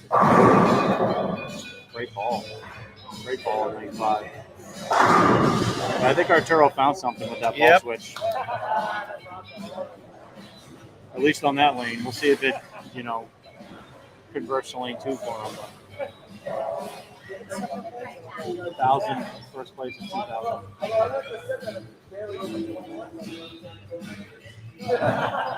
See what Ian does here. All right, so that's fine. That's enough. So that's going to give Ian game 1 win. And he'll go 1 up in that match. McMunroy goes 6, 9, 10. So pin count is going to start to come into play. Nate has here. that match in his hand now. He can does. strike out to win no matter what Chris does. Yep, ball in hand for Griswold. So Ian makes a spare. Ian better try something different here in this fill ball because Arturo's not going to shoot 190 again next game. I feel safe saying he's not going to shoot 190 again. I would tend to agree with you after looking at his ball reaction those last 2 shots. I would definitely agree with that. It looks like he's trying the archetype, Brian. He's going to the big ASIM. It's not a bad idea.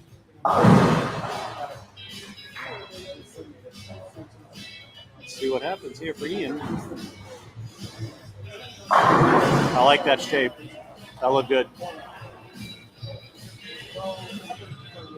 All right, so Ian in the books, 215 to 192 win for game 1. So we will go to game 2.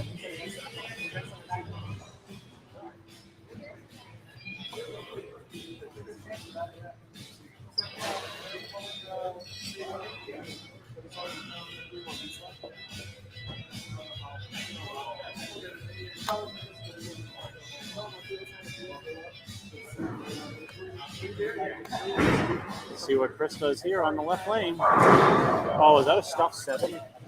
Oh, man, that was a good shot.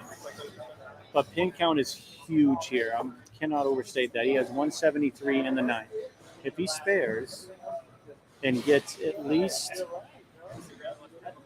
8, he forces Griswold to get the first strike to beat it. If he does not, they are going to tie and move to game 2. Possible. There's a possibility of a tie here. Oh, wow. So Chris misses the 7 pin for 182. Griswold just needs any mark. He still has to mark. His 9 out only gives him 179. So that was a huge miss. Griswold now goes from needing a possible strike to win to just needing a mark to win. 182 for Chris.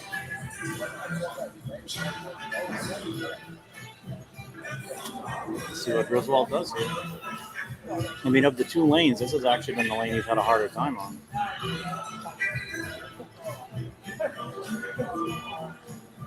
Only 2 strikes out of his 4 shots on this lane so far.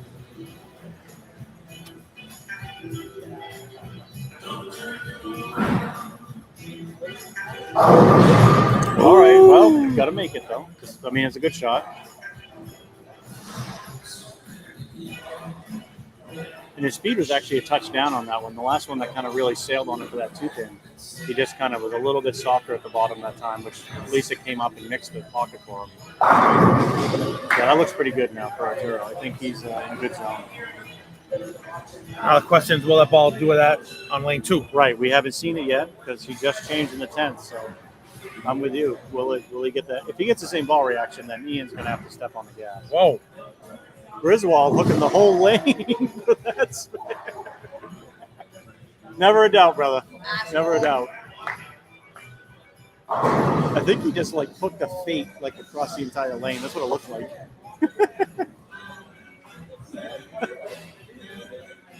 That's like a la Frankie Aberlaw in 1996 right there. All right, so he still needs 2 pins.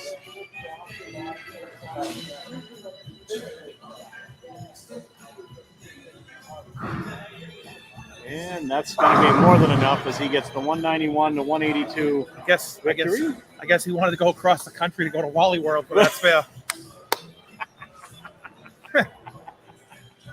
Are you serious, Clark? Jesus. I said, are you serious, Clark? I said, I guess he wanted to go across the country to Wally World to shoot that spare.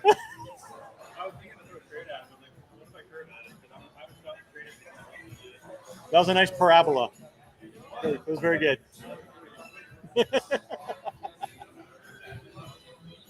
You're welcome. Leave it to a lab scientist to give you a parabola reference. Oh, nice Ian, spare. what a spare on lane 1, making the 3-6-7. Well done. That keeps that match even. Here we go. Here's the big question. Arturo first shot with the camo hustle on lane 2. At least I assume that's what he's going to use. It is.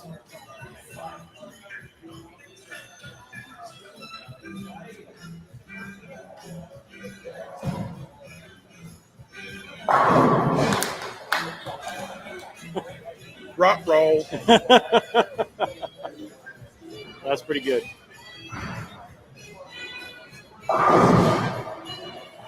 Oh, don't tell me he's going to cave that in. Almost caved in the 3-6-10. I thought he was going to. Got the 6-10. I was sold.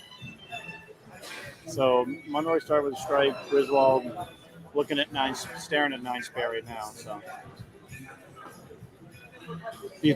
Has he seen all of the National Lampoon's movies? Do we know?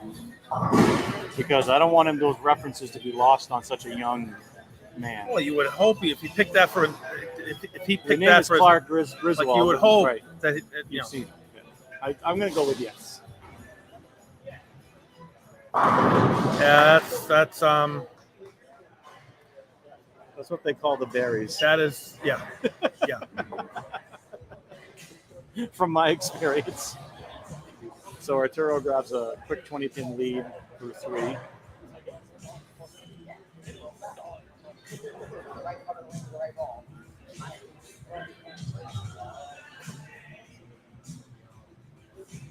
Looks like Ian's going to go first on lane 2. He kind of just fanned that one out with his hand that time. That was an interesting release on that one. Maybe he wanted to make sure he didn't overhit the ball. Speaking of fanning the head pin is Griswold. So he's a little bit befuddled.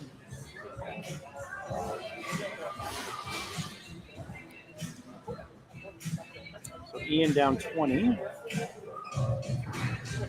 Griswold down 4 currently with a tough spare pending here with the washout. The 1, 2, 8, 10.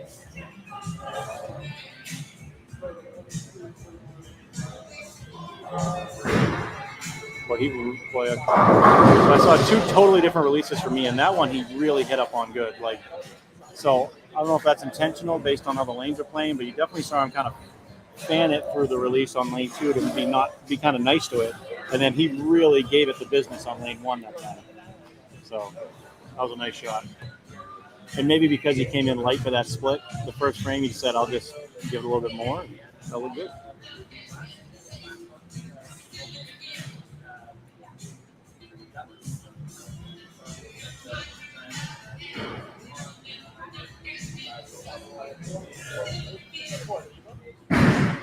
See what Chris does here. A little shake and bake, and it goes for him. So Monroy starting with the double, starting hot. He strikes here, he can grab a quick 35-pin lead. As Arturo keeps his 20-pin lead right now over Ian. And he has a really good look on 1 and 2 now all of a sudden.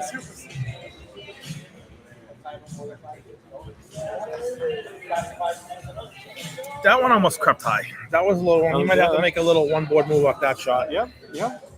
I mean, unless he did something different to it and he knows it. For sure.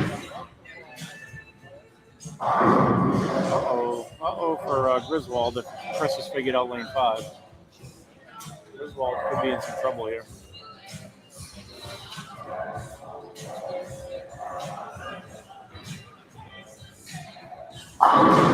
Oh, if he's getting those little half 10s out, he's got a little bit of room now. And that's what you're looking for. Just create a couple boards of miss room for yourself where you're still able to get the pins out. So extends the lead to 30 temporarily over Ian. Let's see if he stays with that nice little soft touch release on lane 2. Looked pretty good for him last time.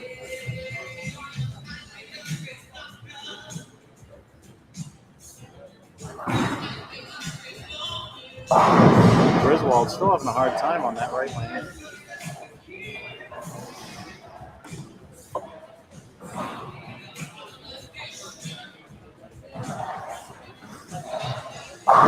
Oh, that was a good shot for Ian. Good ball. Speed, angle, everything looked good on that one, but sometimes they just don't cooperate. Uh-oh. Yeah, that was trouble right off his hand. This one's starting to get away from Griswold a little bit. Spear shooter. Hit him pick that pin right over into the right gutter.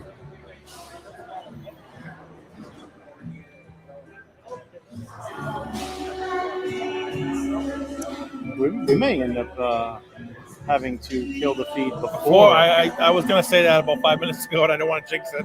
I honestly think I may just get us a new feed before they start whoever, if they start a game 3, depending how it goes. But right now, it's looking like we're in position for at least one game 3, possibly 2.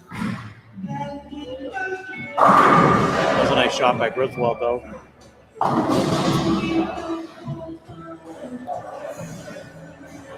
Sometimes when you try to give it a little bit more, you give it a little more gas at the same time, and then you miss the break point. Looks like that's what happened that time for Ian. A little harder that time, and just the ball never picked up. Got to make this. He gets 1 though, so if Arturo strikes here in the 6th, you can. I think this. Pretty safe to say we're going 3 games in that one. Ian should spend the last 4 frames trying something else if Arturo strikes in. Monroy. 10. That's okay. I mean, 3 strikes. He goes 9 spare here. Give him a 45-pin lead through 4. I think he will not be too upset with that.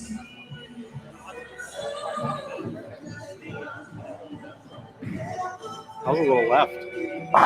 That's just a dead flush. I was saying earlier, he was still bowling. Wow. His ball splits the 8-9 more than anybody I've ever seen in my life. It hooks. Yeah. But then it stops. Like right 6 inches before the pocket, it just stops. Yeah. And just runs the 5-8-9 over. Yeah. Yeah. It's sick. It's amazing. It's crazy. Like you can't get tapped when the ball's doing that. You can't. When your ball's hitting the pins at that angle, you can't get tapped. Ball's done cooking before it hits the head. It's crazy.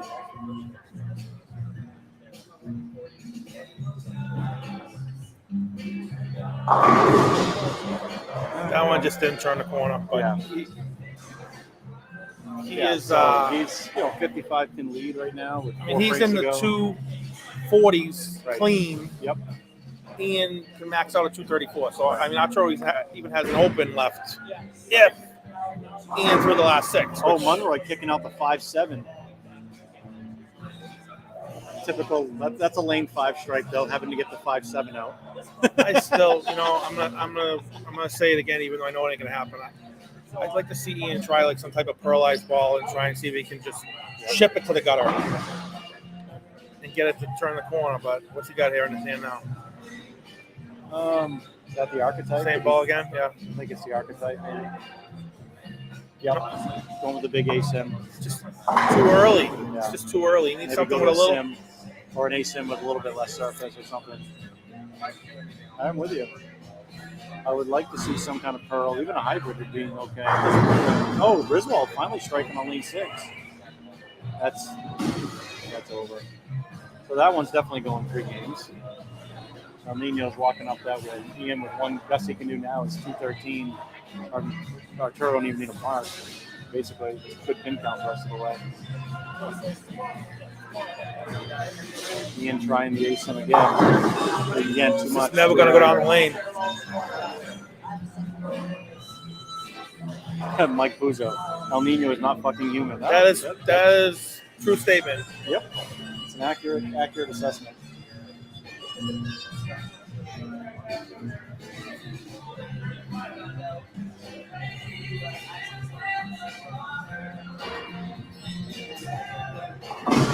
Like he was just throwing a strike shot on that one. Yeah.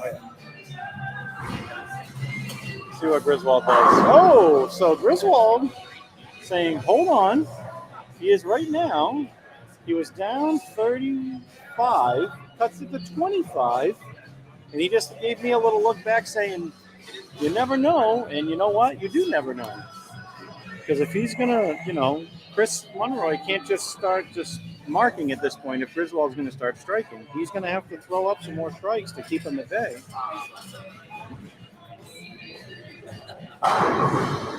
Arturo with a wrap 10. So you see that hustle camo. It's a symmetric ball, kind of a mid-diff symmetric. Nothing too wild and crazy. Decently high RG on it. Gets through the fronts pretty clean. You see a wrap 10 there for Arturo after a little light shaker 7. So that being that symmetric with that mid-dip is going to be a ball that's a little bit more susceptible to a little bit of push down lane. So it'll be interesting to see, does Arturo now try to get a little closer to the friction spot to get that to face up, or does he just make like a speed adjustment, hand adjustment?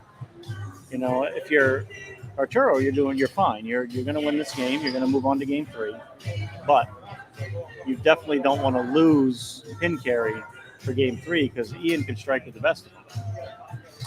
Speaking of striking, Monroy just increased that lead back to 35. Can increase it to 45 with a strike here in the 7th. So he answered the bell from Griswold. Let's see if he now rings that bell again. Oh no, that was really light. It looks like we have a bucket. Got a chicken bucket on lane 5. So Arturo, another 10 pin, again, finishing a little late. That's 3 shots in a row where the ball's finished a hair late. It went 7 pin, 10 pin, 10 pin. I think it's maybe just a small adjustment for Arturo, maybe just a speed adjustment. I think he's pretty comfortable where he is. I mean, he's in that 240 clip right now. So Chris Monroy with a big spare there. He's done a great job making some huge spares today to keep himself alive. Arturo makes a spare. So he's, like I said, he's already locked up this game. They're going to go to a game 3.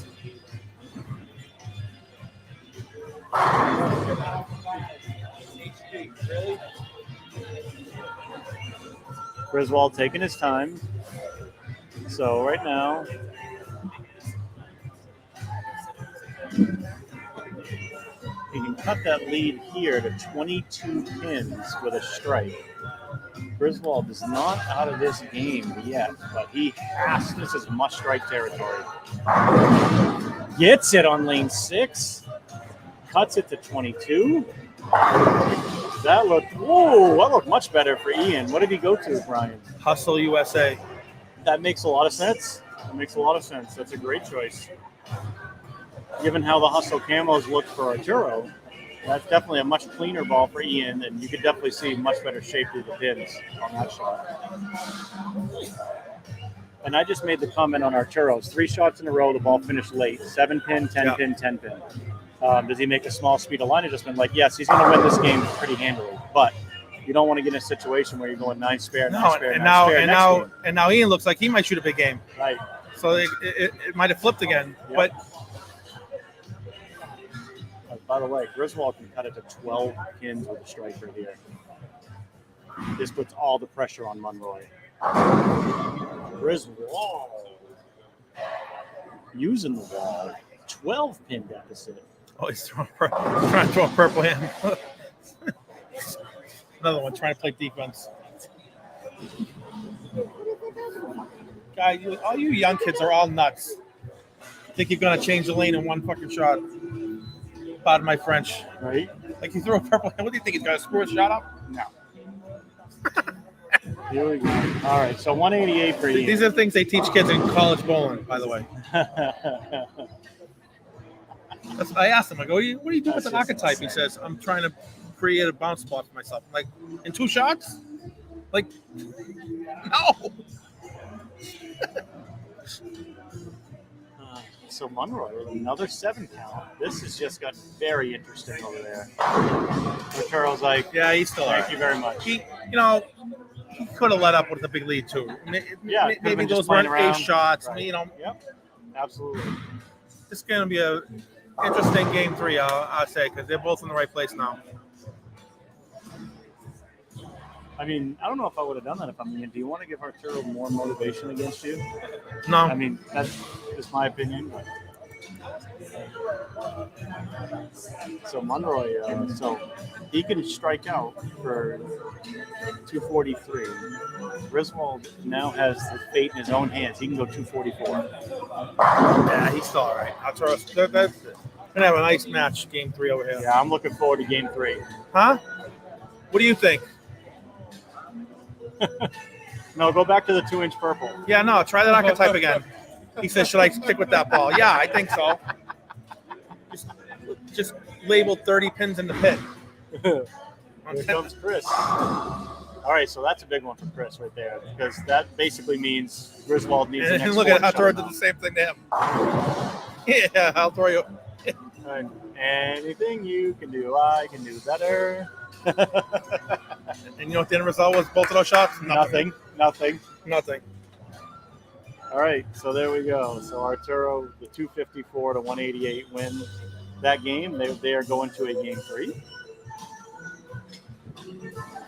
Here comes Griswold coming up on lane 6.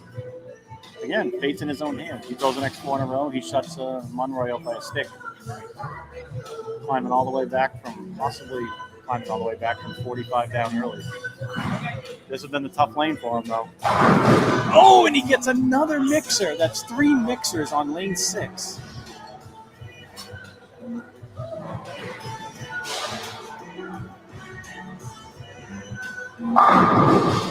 I think he should change back. Yeah. Look terrible. I'd keep playing. I don't think the heavy stuff's going to come down for quite a while. So 244 to 243 if they both Yeah, go, that's right. Yeah, he can. Yeah, One Griswold can lock him out. So, Debbie, he is young and stupid at times. Weren't we all, Brian, at one point? Yeah. Now I'm just old and stupid. Now I'm old and smart, and I just can't bowl anymore. Crippled. Yeah, it's one of those I wish I knew then what I know now. Yeah, exactly. I agree. This is a fun match on 5 and 6, though. This is a great 10th frame coming up. I am pumped for it. And I think we're in for a treat on 1 and 2 Yeah. for game 3. Oh, definitely didn't get that one there. That was right. That was left all the way. Yeah, that was definitely steered a little bit. So Arturo with a 3-6-10. Not an easy spare on this matter for sure. See what Griswold, that was right. Yeah, that was right. That was that lane 5. Is that a 7-pin? I can't see it. 7-pin, it is, yeah. Almost a 7-pin. Obstructed view seats. All right, so by the way, we are tied. 183 in the 8th for each guy. Both guys to strike in the 9th. Wow. He spare strikes. He forces Monroy to get the first hit. He's going to go around the world again, hit this, I guess. I mean, I can't imagine he's going to play it any different. Just bank it off 2. There he goes. He's not taking any time. He's ready. Yeah. Went off 4 that time, I think, instead of 2. So. Arturo hooking at this one. Wow.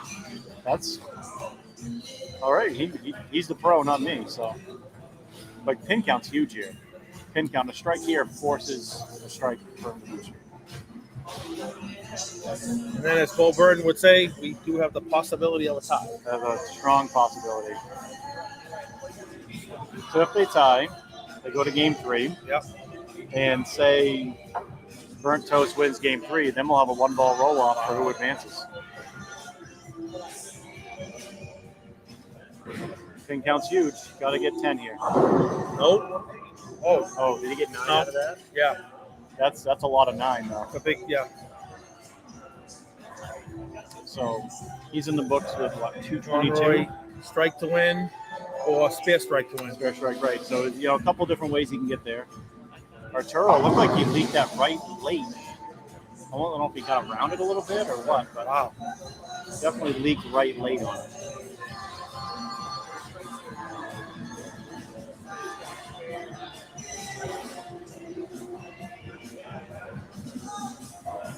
All right. You will hear the result of Monroy strikes there. You will hear it. Yep, heard it. We are going to go to a game 3 over there, folks. Wow. So, I think I'm going to have to kill this feed. We're not going to get game 3 if I don't. It'll be a quick one. We'll go right back in. I don't have to change cameras or anything. We'll hit end. We'll start the new broadcast. And you might miss a shot or two, but we will catch you up on what happens. So I just want to get this last shot from Chris that locks, just, pin count at this point. That's all he needs. So, and that's going to be more than enough. Well, definitely enough. All right. So we'll catch this last shot for Ian, and then we're going to kill the feed. And we will come back with the remainder of this round and the championship round right after this shot.